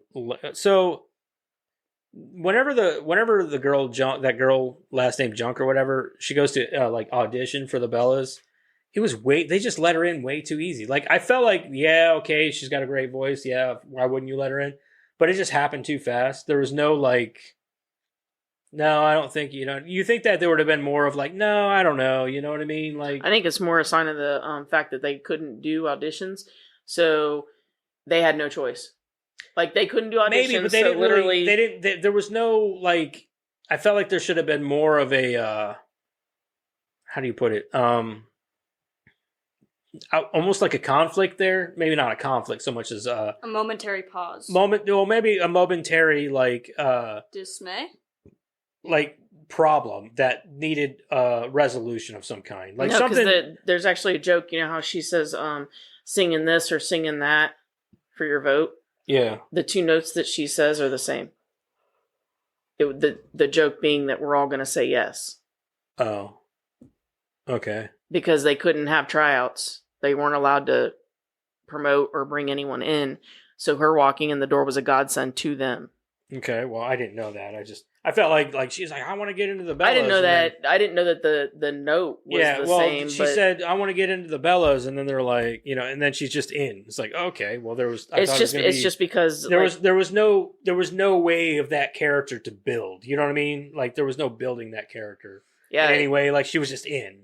The only reason that I would say that, I mean, I knew about the note thing just because it was in trivia, but like they told them that they couldn't bring anyone in. Well, then and prior to her doing her then tryout, whenever they do the collaboration with her and Anna Kendrick's character, and Becca, right? yeah, Becca. They do that collaboration. It's like, oh, well, maybe I'm thinking in my head, maybe there's going to be this point where she uses her voice and goes and like gets a deal with her internship and kind of fucks her over, and then has to come back and make it up to her. There was none of that either. I was like, oh, okay, so it's just all good then. And I just kind of thought is like there was no conflict there. I was like, okay, well then what's the point of this story? The only conflict is that you need to go to Europe or whatever. And you're saying there was no internal conflict. There like wasn't there was in the at first all. one. There was no internal. The only internal conflict was between her and her friend, whatever her name was, Chloe, and that she didn't tell her about her internship, and that was so dumb. I'm like, who gives a fuck? Like, yeah, they made it this huge deal that they had to go to this like retreat, which we haven't gotten there yet. Yeah, but like they had to go to this retreat and like I don't know, work out their shit, but there was no shit to work out. Until she found like, so they're that just out. doing a bunch of exercises while singing. Well, and there was no shit to work out until she found out that Becca was at that internship, which she didn't find out until they were at the retreat. So what shit did they have to work out exactly? Exactly. So, like I said, there was really no conflict within the group in this movie, and I just thought that was kind of like in the first one that added a level of interest that this one was lacking. Yeah. And I think that also the main conflict was between Becca and then in the first one between Becca and the main girl who only makes like a 5 minutes appearance in this movie. Yeah. I don't remember her name from the movie, the blonde girl. Yeah. And that was the only conflict really. Like it just added an extra level of interest. I almost to the felt first like one. all the characters in this movie were like side characters. Every character in this movie was a side character. There were no main characters. Like, it was just too much to push in. Like, even Becca's character was like, yeah, she's the main character, but she didn't feel like the main character. Like she felt like she was just as good as, like, that junk girl, her character, or Chloe's character, or Fat Amy's character, or Adam Devine's character. You know what I mean? Like, all them characters felt equal to me. There was no main character, which I found to be nauseating, honestly. Like, it was just too much to follow. You know what I mean? It was too much. There was no internal conflict. And, like, minor shit along the way, like, between Fat Amy and Adam Devine's character. There was no main focus. There was no main character. It was all over the place. The only focus you had was the competition. Yeah, and that was at the end of the movie. So... even that, I felt like we'll get to that part because I got problems with that too. But what, you didn't like the music? Where was I? Okay, so at a car show where the ICCA winners are due to perform, the Bellas scout the replacement DSM, led by intimidating. I already said this, didn't I? Also in attendance are the Troublemakers and the Tone Hangers, a group of former troublemakers, including former troublemaker leader Bumper Allen, whom Fat Amy is now dating, as well as a group calling themselves the Green Bay Packers. They weren't dating yet, no. The Green Bay Packers, which I thought was kind of funny. That was hilarious. The Bellas made it to the final two, but end up losing to DSM in the showdown after a nervous Emily screws up on an attempt to sing Flashlight due to it being an original, not from the right category, 90s hip hop jams. Why would you start singing that? Nervous or not? Like, why would that be? Well, see, I thought this part was kind of funny because I think it was a jab. The whole competition there was hilarious. Yeah, David Cross. That was my favorite part. I think the funniest part about it was what's his name? The comedian Cross. David Cross. Yeah. The whole thing, like, legend. Between, like, an original? We hate originals. Like, what I hate you. Like, I was just like, that is so fucking funny, because I know that all they're doing is literally bashing on their own movie. Oh, yeah. That's all they're doing. They're like, fuck you, and, like, because there's no originals in the movie. And it's like, it's all covers, and they're like, so I think it's funny that they're actually kind of bashing on their own shit. I think they're bashing on the fact that acapella is known for just doing covers. Like, there's no originality in acapella. Right. So, and what they do at the end of the movie sort of shows that, they don't agree with that either. Right. The next day at the warm-ups, the Bellas' chances of winning end in disaster when the performance sets Cynthia Rose Adams' hair on fire with pyrotechnics. Even before then, John and Gail question the Bellas' identity. To regain harmony and sync, Chloe takes them to a retreat led by former leader Aubrey Posen, whatever. That girl from True Blood. Becca starts a heated debate with Chloe. And by the way, we were just bitching about Twilight earlier. If you like Twilight and you're not a bitch, or if you don't like Twilight but you want something similar to that, just watch True Blood because it's better. It's like Twilight, but it has balls. It's kind of... Nobody glows. Nobody glows. Whenever vampires get stabbed, they explode into like a puddle of blood. Sun actually catches them on fire. And there is a love plot, kind of like Twilight's, only better. Do they have to play baseball in the Thunder? I don't think anybody plays baseball in that fucking show. Okay. And it takes place in the deep south in Louisiana, which is awesome. Down by the bayou. Yeah, down by the bayou. Down by the bayou. So it's awesome. Especially the first couple seasons are amazing. Have you ever never seen it? First You've never watched True Blood? Dude, I got the first season upstairs on Blu-ray. You want to borrow it? I think we have them. Oh. It's awesome. I think it's on HBO Max still. It's one of those things where there's just so much good shit that, like, what do you... Oh, the show is fucking crazy, though, dude. No, I get it. I'm just saying, like, there's so much good shit that's on TV, like, at any point in time. Like, so what do you get into? But True Blood's been over for years. I know. But, like, what was it? Sopranos was on at the time. Yeah. And Heroes. Heroes, Dexter. Yeah. Like, I mean... Yeah, there was a lot. That was back during, like prime time TVs, like so yeah, prime. That's what I'm saying. I was into Sopranos. I was into Dexter. I was into So that was back whenever good TV was like you waited for those fucking episodes every week because you were excited to see what was going to go on with Dexter or the Sopranos or even was Breaking Bad. No, Breaking Bad was later. But yeah. Anyway, sorry, got sidetracked. Okay. Even before then, John and Gail question the Bellas' identity. To regain harmony and sync, Chloe takes them on to a retreat led by former leader Aubrey Posen. Becca starts a heated debate with Chloe over herself being the only one thinking about life beyond the Bellas and Chloe's obsession with winning worlds. So she said that she's like been in college for like 7 years. I'm like, holy shit. She even made the comment earlier in the movie how she had like failed classes on purpose. So she could stay in college. So she could stay in the Bellas. I don't know about what her parents are doing, but they need to intervene. Like, why are you still in college? Why are we still paying for this? You should be a doctor by now. Yeah. To prove to her boss that she can produce music well, Becca offers Emily to produce Flashlight at the studio. The group realizes that they will no longer be together and may go their separate ways after graduation and regain harmony by singing Cups When I'm Gone, the very song that got Becca into the Bellas in the first movie. Amy remembers that she broke up with Bumper and the next day she goes to apologize to Bumper by standing on a canoe and paddling through the lake to him while singing We Belong. I like that they got back together, and I also like that she did the whole, what was the movie? It was Al Pacino, where he's walking across the street, and he's like, I'm walking here, Raging Bull. And she did the whole, I'm soloing here. Yeah, I know that they did a sequel series with Bumper and the German dude. By the way, that fucking German dude, it's like I was telling them last night, that dude is hilarious in real life. Is he? Yeah, he's fucking funny, dude. Like, he used to go on Conan every once in a while. Just get on YouTube and, like, YouTube his interviews with Conan on the Conan show. Okay. Oh, my God, dude, they're gold. It's gold.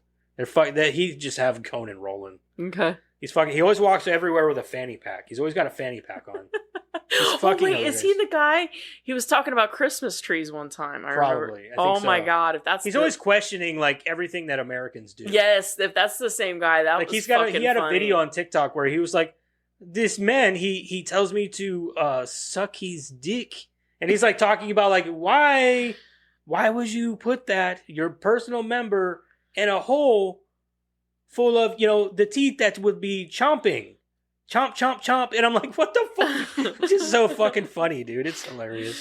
If you get a chance, look at, I think Fallujah Borg, I think his name is. I think that was the one I saw where he was talking about Christmas trees, and he was talking about Americans' obsession with buying them too late and leaving them up too long or Probably, something like that. Probably. He's always going on about like what Americans do that's so weird. Yeah, he's like, I don't understand why you wait until Christmas Eve to buy it. And then leave it up after Christmas. Leave it up until, March or something like that. And it was really funny. Yeah, he's funny. I'm not doing it justice, but it was making me laugh. Yeah. If you're interested, just look him up. I think his name is Fallujah Borg. He is he's actually German. And he's also in James Gunn's Suicide Squad. That is the he's same guy, isn't harpoon guy. it? He's got the guy with the harpoon. Yeah. And he like entrusts his harpoon to Harley Quinn. So like it's funny as fuck. I don't even care. Yeah, this shit's funny. Harley Quinn harpoon a bunch of people she's not supposed to after that. Yeah, I think so. I think she has that harpoon through the entire movie, actually. I think she tries to blame him for it. She hands it back and was like, no, he's dead. He dies in that part. That's right. At the very beginning, he dies. That might have been a cut scene I saw where they were joking around. Oh, maybe. Hurt, Bumper unsuccessfully tries to turn Amy away initially, but as the song progresses, he forgives her and they reconcile. At the studio, Emily and Becca present their song to Becca's boss, which demonstrates envy for their talent and looks forward to producing with them. What a waste of Keegan-Michael Key. I agree. Don't get me wrong, that interaction between him and Kept Snoop calling her Dogg. Reggie? No, the Snoop Dogg. Oh, yeah. Or Snoop Dogg's in there, like, and he's just like, he's not being your typical Snoop Dogg. He's being kind of humble. And like he's always like, for shizzle, my nizzle. Or like, you know what I mean? Like, it's just always saying shit.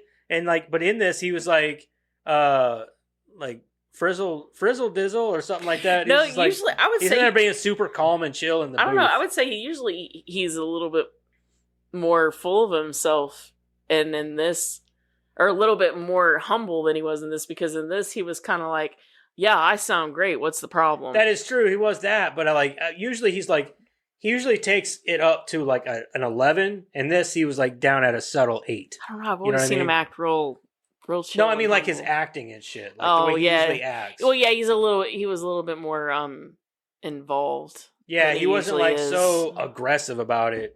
Yeah. He wasn't full Snoop Dogg about it. He was kind of like just that guy. I think he was just being him, honestly. Maybe, yeah. He just kind of chill. You know what I mean? And I kind of liked it because usually whenever you're seeing him, you're like, oh, Snoop Dogg. Is he going to ham it up in this one too? You know what I mean? Like, yeah, I usually agree. when you see Snoop Dogg, I liked it. But yeah, it was good. And I agree. They definitely underutilized Keegan-Michael Key.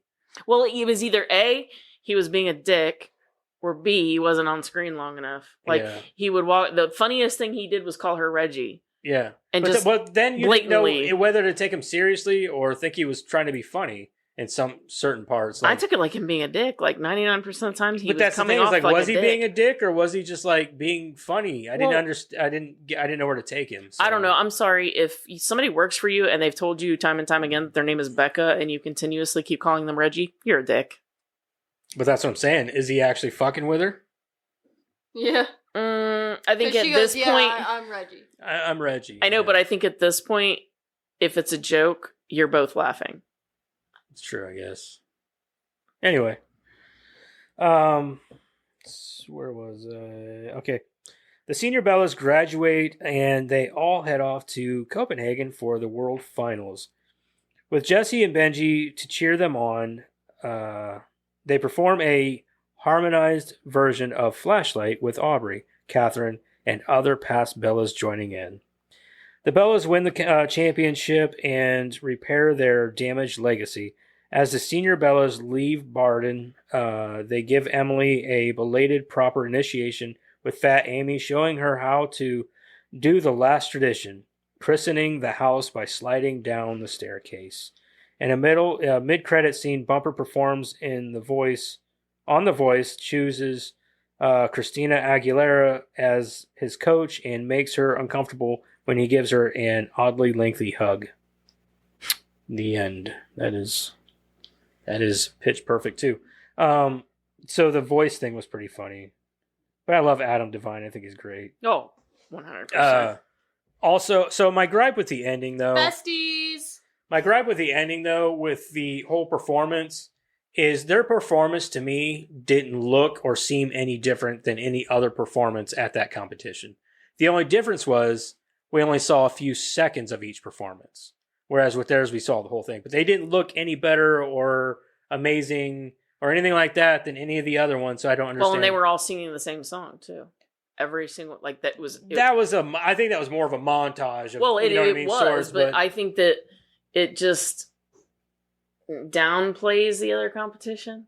Yeah, it kind of downplayed. Like, there was no competition, is what I'm saying. Exactly. That's what I'm saying. Like, they make it like this huge competition, but then literally the only competition there is the two main ones. Exactly. Yeah, they make a huge deal about the competition, and then you don't even get to see them actually like get the reward for it or anything. Yeah, I'm not saying that we need to spend an hour at the competition hearing everybody play. But to be honest with you, if they would have cut out a lot of the bullshit in this movie and really focused on the competition, like if they would have cut out a lot of like the unnecessary plot stuff, like with, like I said, the other characters that were just like, they all felt like lane. Huh? Pick a fucking exactly, lane. Exactly. Are we going to focus maybe focus half the movie on them and this, or even like 3/4 of the movie or 2/3 of the movie.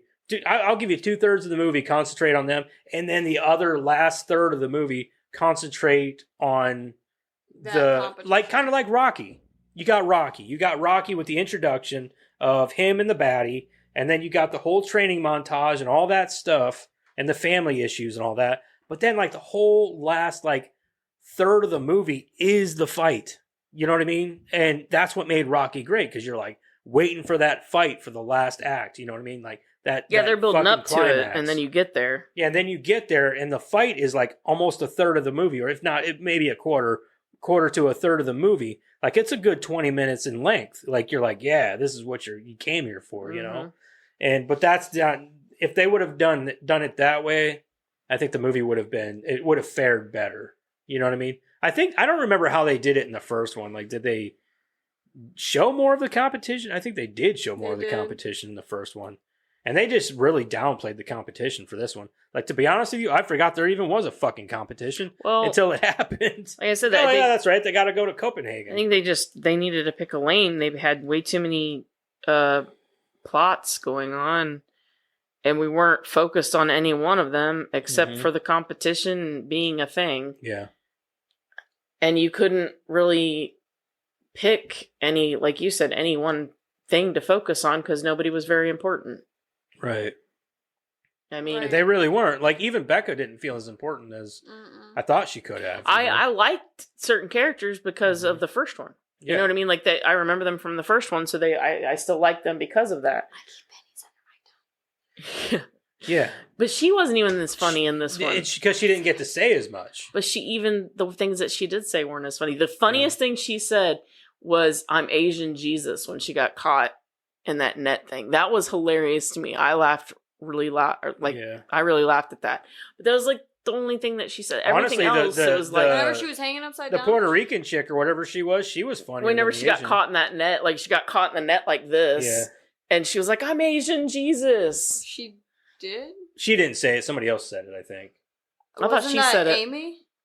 I think that somebody else told her that she was Asian Jesus. Yeah, maybe she didn't say it. But yeah, somebody said the she's Puerto Asian Rican Jesus. chick or whatever, whatever that was she fucking was. Funny. The Spanish chick. She was funnier than she was the funny Asian too. chick. Like she kept talking about all these horrible things that was going to happen, and that's the problem though. Is that like they were just as important. Deported and killed and. Like even the black lesbian chick was funnier than the first one. Like in this one, she doesn't have as much play. But like they were just as important as the frontline characters, though. That's the thing, though. Like I think they focus too much on those Like they have more frontline characters. Like Fat Amy was a background character in the first one. In this one, she's more of a frontline character. You know what I mean? Like they put her more up front along with Becca, and they even kind of like sideline Chloe a little bit. a lot more in this one. Like they sideline her, move Fat Amy up, and then you got like Becca up here along with Haley Steinfeld character. I did not like her character. Who? Haley Steinfeld's character? I mean, she's all right, but she just didn't do anything for me. You know what I mean? Like, I think that it was just like one of those things where like they were trying to put her as the front and center, and then like somewhere along the lines they realized that wasn't going to work, and then yeah, I like, can see that they tried to keep them kind of like this on this equal playing field. Yeah, but that didn't work either, and I don't know. It just like all of the characters felt like they were just all in front, all of them. And nobody felt any more important than any others, except Becca felt a little bit more important just because of the first one, right? Like that's the only that's reason. the only reason. The only reason she felt more important than anybody else, just because you were focused on. But her she didn't in the get first near as much play.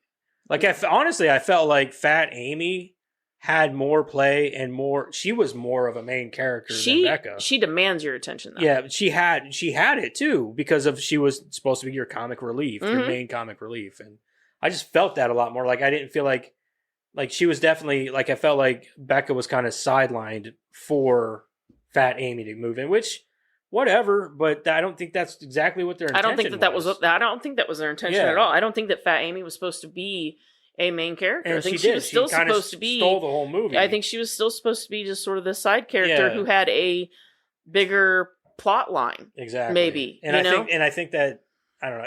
It just all that drugged the movie down. Not to mention all of the songs that I don't care about.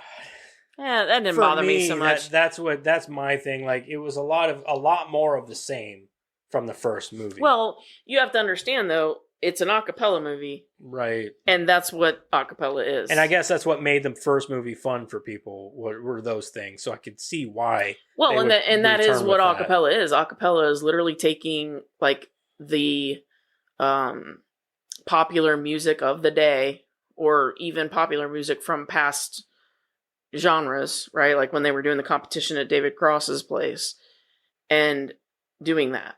That's what acapella is. What kind of weirdo is that guy anyway? He's like, he's David fucking Cross. Well, don't fucking talk bad. He can do anything. He can do no wrong. I'm going to have an acapella competition in my basement for $42,000 for a $42,000 gift card to Dave and Buster's. He can do no wrong. He's David Cross. I know. I love David Cross. But yeah, I mean, I'm just saying, like that's what acapella is. So I don't care. That's fine. They can do that. Doesn't bother me. Right. That's what I signed up for when I watched the movie. Yeah. So it doesn't bother me. But I did decide though, unfortunately, I think in the last movie, Lily was my favorite with her. I keep her whispering. That was fucking hilarious. But in this one, the male announcer, John, he moved up. Yeah. Because he was fucking hilarious. He was funny and so stupid. I'm like, oh my God. So misogynistic. And that was what was so funny to me. Every time he would talk to those girls, I'm like, is nobody going to say anything? Like, nobody. Yeah. Like, nobody at all. Like, when he said, Elizabeth Banks' character is kind of like, you'll all be pregnant. Yeah. anyways. That's what, yeah. You're all just women. Don't worry about it. You're all going to be pregnant soon. No one's nobody stop him. Nobody. Yeah. Okay. Fucked up. Oh my God! Like I was dying. Him. That shit was funny. So there were some good gags. There were some good gags and shit in this movie. There were a couple parts that definitely caught me off guard. A lot with him. He threw me off a few times. Muffgate was hilarious. Muffgate. The girl's hair catching on fire was pretty funny. Yeah, I forgot about that. Yeah. And then she's just fine afterwards. Mm-hmm. She's just got the bandages and then she's fine just a couple days. There were fire. There were a few things in the movie that I was like, holy shit, that came out of nowhere. That was funny. Mm-hmm. But it definitely lost some of the magic that the first one had. Yeah, I agree. Like, I remember, like, in the first one of my favorite scenes was whenever the girl threw up all over the floor. Yeah. And then they slipped in it, and they were, like, literally lying in the They were like, fighting. When Bumper threw the burrito. Yeah, the burrito. And then the Asian girls, like, making snow angels in it. Yeah. Oh, yeah. Oh, God. See, that's what I'm saying. Like, that shit stood out to me. There wasn't a lot that stood out for me in this movie. Like, it wasn't super, like, memorable to me. Yeah. I mean, the thing that I will say they have going for them. And I don't know how or whatever, because Sorry. Go ahead. Did you catch the thing that the Asian girl said about what she wanted to do whenever they were all sitting around the campfire? Yeah. Did you hear what she said? Yeah, I don't remember though. What was it? No, she said, I'm going to travel through time. Yeah. She said, I'm going to travel through time. Yeah. But somehow with these movies, they shouldn't work, right? On paper. Like, we're going to make a movie about an a cappella group in college. Okay, that sounds lame as shit.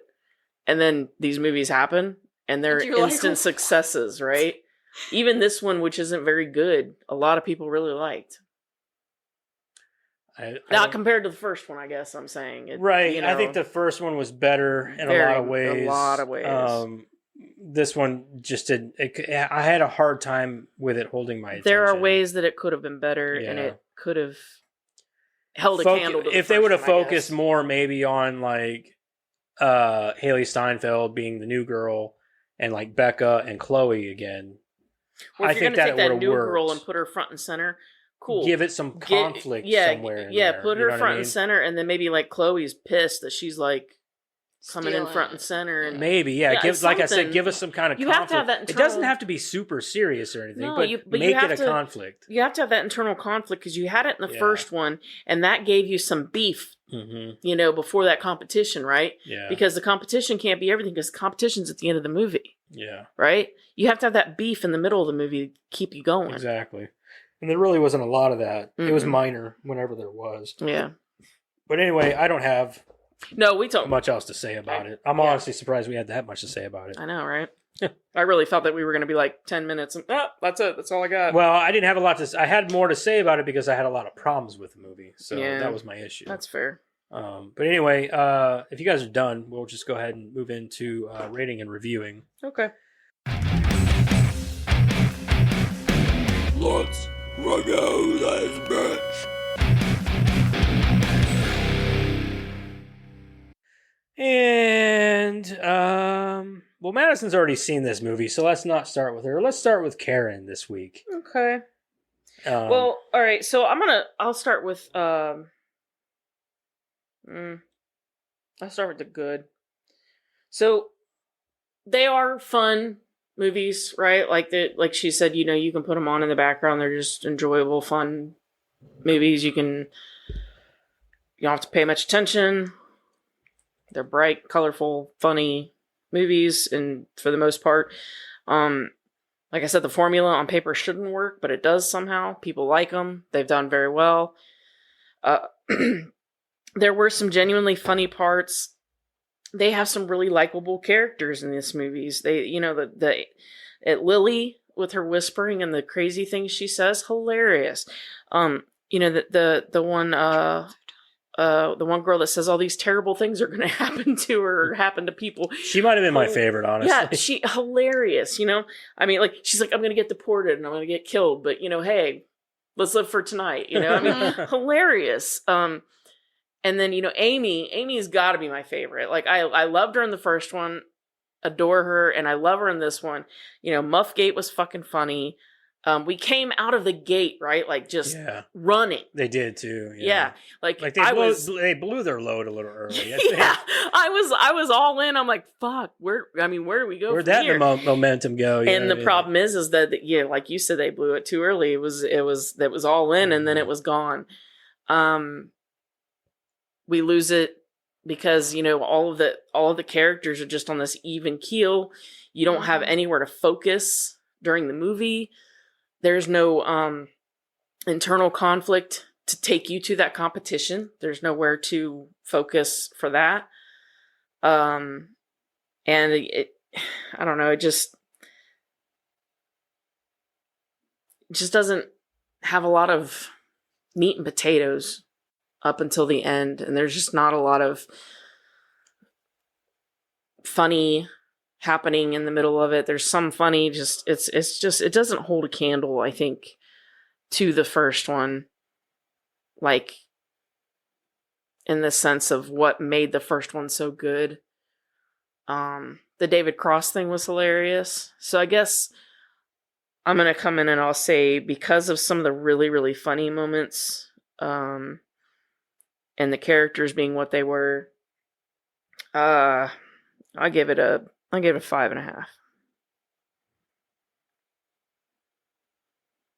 5.5. All right. For me, I've got a lot of the same gripes. I don't really, I don't like this one as much as the first one. I don't know if the third one's any better. I guess we'll find out one day. But like for me, I don't like I know it's an a cappella group or whatever, but I don't like a lot of the music they play or sing. I thought the original song at the end was okay, but also kind of forgettable. I didn't really care much for that.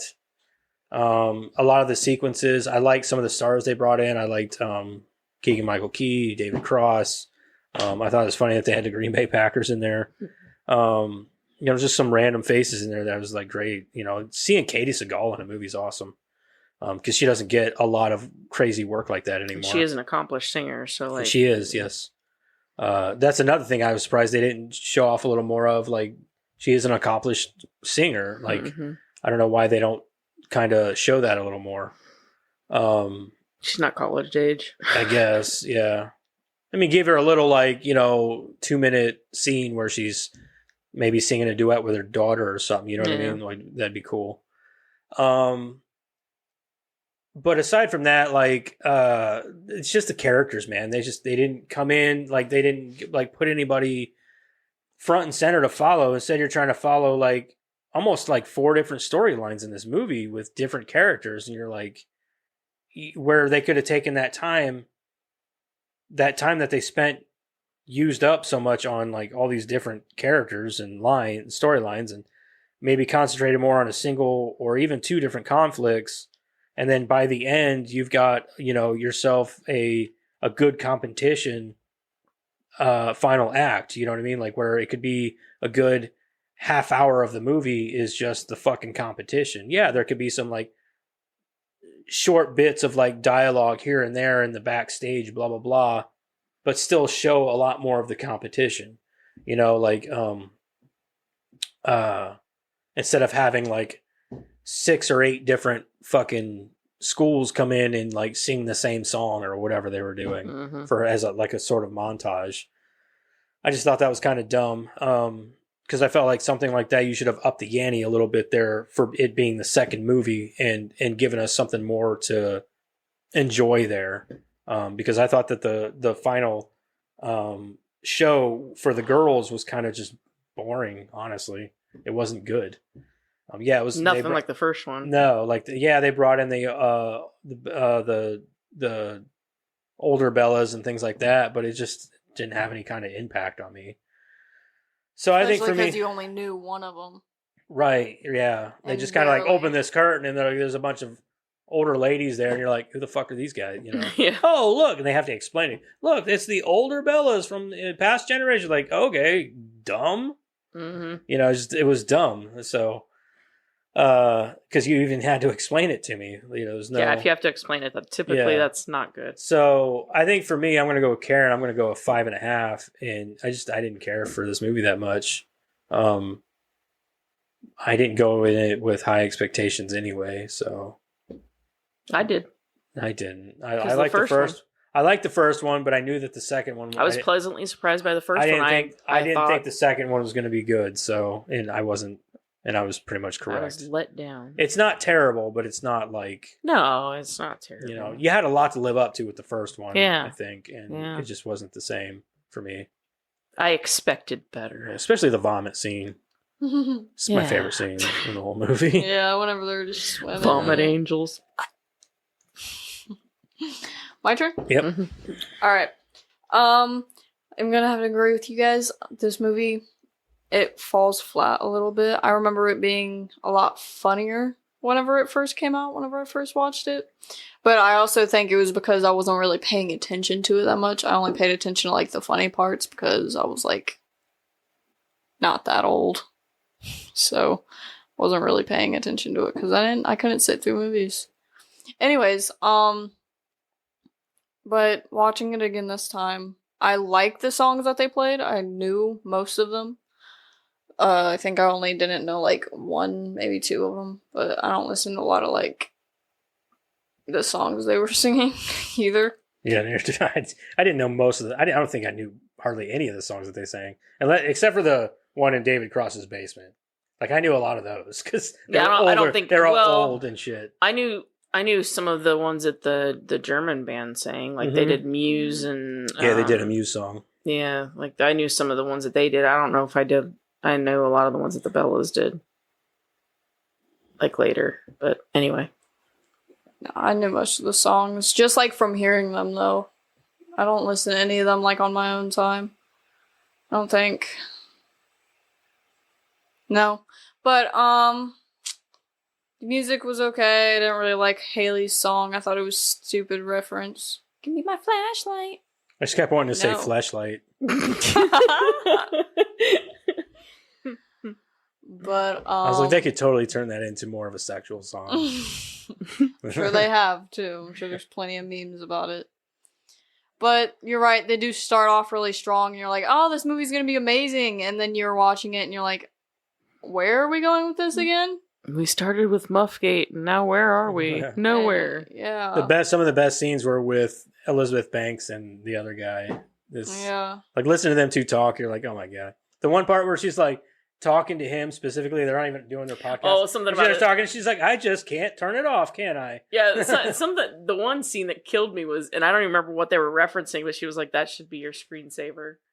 Yeah, I do like. Yeah, that shouldn't be your screensaver. It was Muffgate. Yeah. Oh yeah, she's Muffgate. like, yeah, that shouldn't be. That shouldn't be your screensaver. Yeah. So the funniest thing, that's one thing I will say about this one that I like more is they got more play in this one than they for did in sure. the first Yeah, one. they're definitely that.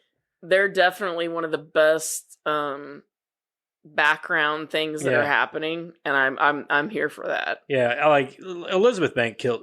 She kills it every time on everything. She's probably the classiest chick I'd bang. She's awesome. Yeah, she's pretty awesome. So I bang the fuck out of her. Only because I could say, dude, Elizabeth Banks though. Like, you know what I mean? Like, because she's awesome. Okay.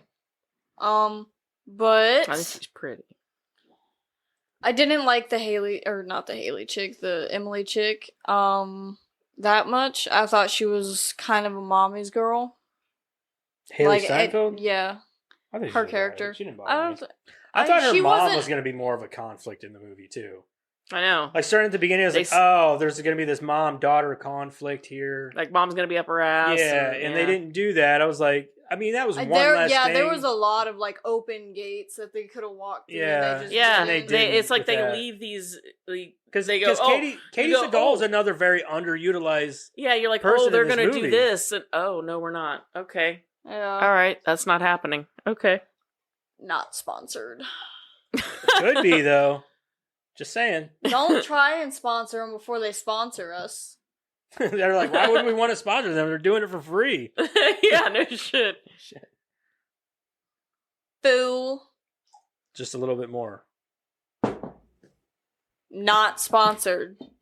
Could be, though. In the meantime, sorry. You only get a sneak peek. Only get a sneak peek till you get that moolah. That's what about you, Coke? What do you think, Coke? Where are we at? Right here, see? Come on, Coke. But in the meantime, like we just said. Just a sneak peek. Like OnlyFans. You gotta pay first. You gotta pay for the rest. You want to see these titties? You gotta pay for it. Oh. Wow. You don't know what this beverage is, by the way. You don't. You almost need like a cooler over there.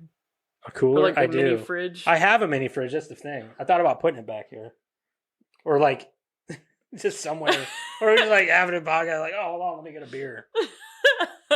That would be great. I have a small mini fridge. I just don't use it. We definitely. I literally don't use it. We need a mini fridge. Okay, it's like brand new. We could fit it right somewhere in here. We probably could. I literally use it for nothing. Actually, Zach has it right now. I'm also going to come in at a 5.5 due to comedy I don't know where I was going with that. Tropes?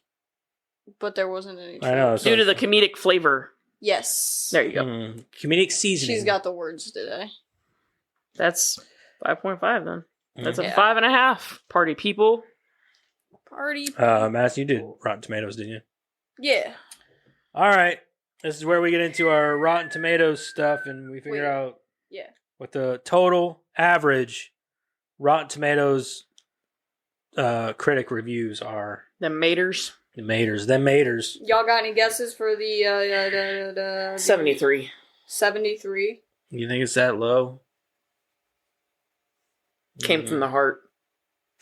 I don't know, man, because like people probably like this fucking movie a lot. That's why they made a third one. I'm gonna go 80. 80.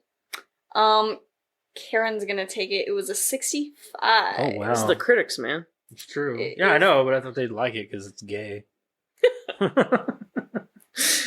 on. I forgot to write down the consensus. It's been 3 years since the Bart and Bella became the first. Is that the consensus?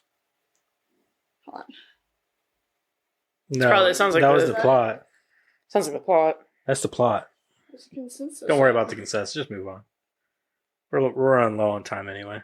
Oh, I found it. Okay. Pitch Perfect 2 sings in sweet comedic harmony, even if it doesn't hit quite as many high notes as its predecessor. Hmm. Yeah. Okay. Anybody for the audience? 78. Yeah, 78. Huh. It's definitely going to be higher than the critics because they had to go off of something to make the fucking sequel. Well, I mean, maybe it was higher when it first came out, but Maybe. maybe it dropped. I don't know. I'm going with 78. I'm going 80 again. Karen's gonna take it again. God damn It it. is 64. Whoa, lower than the 1% critics? lower, yeah. See, I kind of had a feeling. I kind of thought maybe it came out of the gate high, and then everybody's kind of like, meh. It's not as good as the first time I watched it. Like, you know, like you watch something, and then like you go back later and you watch it again, Yeah, and that's you're how like, I yeah, was. that wasn't as funny as I thought it was. Okay. Yeah. Yeah, I thought it would be higher. All right. A star and a half. Oh my. Where to begin? How did any of the people involved with this one allow it to pass? The humor never lands once. The music is sometimes alright, but not enough to prop up the half of the film, or more spent in some of the most cliched performances and scripting that I'd ever seen put into practice. The romances are all obscenely undeveloped, dull, and unnatural. Unnatural. No performance suggests a hint of chemistry with the rest of the cast. Anna Kendrick has had serious dramatic roles to mixed effect, but this must have to set her progress back. Haley Steinfeld fits into the same category. Rebel Wilson's character is obnoxious, and her entire character one massive fat joke that was not funny to begin with. As a throwaway casual flick, perhaps one could do worse, and the badness of proceedings can provide an encouraging familiarity. But Pitch Perfect 2 is as reprehensible as films can become, and falls apart every time the characters step off the stage. Wow. This dude had a lot of reasons. And I'm gonna go against his reasoning and say that I don't think it's because of the actors that this movie failed. I think it's because of the poor writing. Or even poor editing. There might have been Maybe. there might have been good But I'll be honest, I really don't think it's the the editing either. I think it's got a lot to do with the writing. I think the writing is the problem here because Well, I'm it starting puts... to wonder because, you know, we brought up the whole thing with Katie Seagal. Maybe there was something there and it got cut or something. Maybe, You know what I mean? but if I don't know about it, then what am I fucking... no, you but know that's what I'm I mean? saying. Editing, not Yeah. writing. Well, that's what I'm saying though. Like if I don't even like, sometimes they have deleted scenes. I don't know if there are or not, but in this case, I'm going to blame it on the writing. I'm going to blame all that on the writing. I don't think it has anything to do with the actors, especially. No, it's not. It's not the actors. Because we That's all like know when you that go- we all know that they can turn in good, like fucking Haley Steinfeld was in True Grit, dude. Like that was one of her first movies. Unless it's She's a literally great their- actress. We all know Anna Kendrick's a great actress. Brittany Snow's a great actress. Yeah.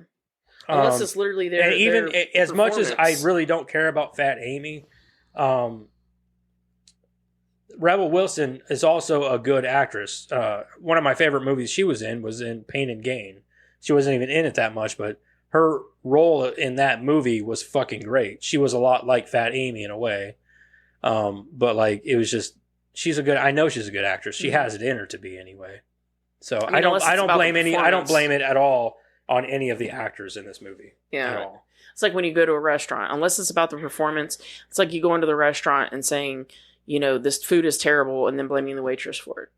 Right. No, I'm going to blame the fucking cook. Exactly. Yeah, that's who you blame is the cook or the menu itself. You know what I mean? Yeah. So, but yeah, I don't agree with that at all. The next one is by Michael M. It's 2.5. An odd, mostly unnecessary, sometimes charming sequel that misses more marks than it makes. That's not to say it doesn't hit any of its marks, but whereas the original was consistently charming and at the very least likable, this one is far too often groan-inducing and at worst kind of offensive. There is still some fun to be had here, and if you're a fan of the series, it's worth at least one watch. I just don't think I'll be rewatching it the way I could see myself rewatching the original. That's fair. Okay. He's got a lot of reason. Yep. I mean, it's a fair assessment. 2 stars, Autumn F. Steinfeld ruined it. Steinfeld ruined it? That's all it says. I don't know about don't that. know. I don't think that's true at all. 1 star by Blob9. Pitch Perfect 2 has its moments, but has substantially dropped down a notch compared to the success of its original.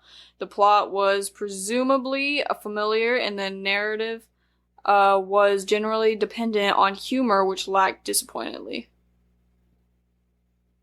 Yeah. Okay. 2 stars by Gareth B. People actually have names this time. Gareth Usually it's just Vagina. blank. Okay.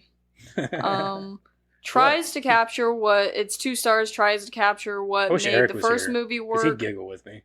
But in the He'd end, look at me like, tries to capture what made the first movie work, but in the end, it comes across as a poorly conceived, forced effort that falls flat. Is that it? Yeah. Okay. Alrighty then. Let's get into some of that funky ass trivia, man. Sweet ass trivia with Karen. Trivia. Is it funky? Yeah. Play that funky music, Karen. So this was Elizabeth Banks's directorial debut. I'm sorry. I know. The Green Bay Packers actually do their own singing in this. I was wondering about that. They did not learn their choreography until the night before filming. Choreography? Shut up. They got the tomato, Mr. Biopic. Biopic? They got- Biopic. Whatever. Biopic? Whatever you want to call it. Biopic. Biopic. Biopic. It's biography. So it's biopic. Biopic. They got the chance to appear in the film after offensive lineman David Bactieri sent a tweet to director Elizabeth Banks telling her that they are big fans of the first Pitch Perfect film and would love to appear in the sequel. When casting their votes on whether to let Emily in the group or not, the girls are asked to sing in G sharp for yes and A flat for no, the joke being that it's the same note either way. In the scene where the Bellas are going through their hate mail, Fat Amy holds up a message that uses letters cut out of magazines signed by Sonia Sotomayor. Sonia Sotomayor, at the time of the film's release, is a member of the Supreme Court Justice of the United States. So that's pretty funny that they got hate mail from a Supreme Court justice. That's weird. When Becca is singing Before He Cheats during the riff-off, one of the moves in her choreography is to Choreography. I'm doing that on purpose now. Is to hold both. Then you see me go like. Is you. Is to hold both. You fooled him. I don't give a fuck, Keisha. Is to hold both. Her... Hold on. Well, Lottie, Being so sour about it. No. Hold on. fuck your own face! I got buttons now too. Karen doesn't have to yell at you anymore. One of them She stole Eric's superpower. is to hold both her closed fists in front of one of the Tone Hangers members. This is a nod to the previous Pitch Perfect movie in which she punched that very guy. One of the news headlines during the opening news montage reads, "Dead man found killed to death." What? That's it. Dead man found killed to death. Mm-hmm. That's usually what happens when you kill somebody. They die They get killed to death. to death. Yeah. It's unfortunate, but usually that's what Yeah, happens. that's usually the outcome. Mhm. All right. So there you have it, people. That's Pitch Perfect 2. Two. What's in the box? What's in the fucking box? I do know that one. Yeah. Well, let's find out She's what's like, in the I box. knew we had it. I know there's that one. Eric's purposely not going to come next week if we choose the Texas Chainsaw Massacre again. Yeah, he's gonna be like, I got shit to do. Yeah, shit to do. Evil Dead. 3. Army of Darkness, baby. Boom. Oh. Boom. I'm gonna text him right now. Boom. See what he says. Oh, he's gonna be pissed. He wants to do that one. It's Army of Darkness next Beyond. week, Bitch. Is it streaming anywhere? Let me look. Probably not. He's not here to do that for us. Yeah. Army of. I've got it on Blu-ray. I You do don't. too. You don't. It's Then why are we not. checking? They own it. Well, we always do. Oh, that's right. Sorry, guys. Rent Dick.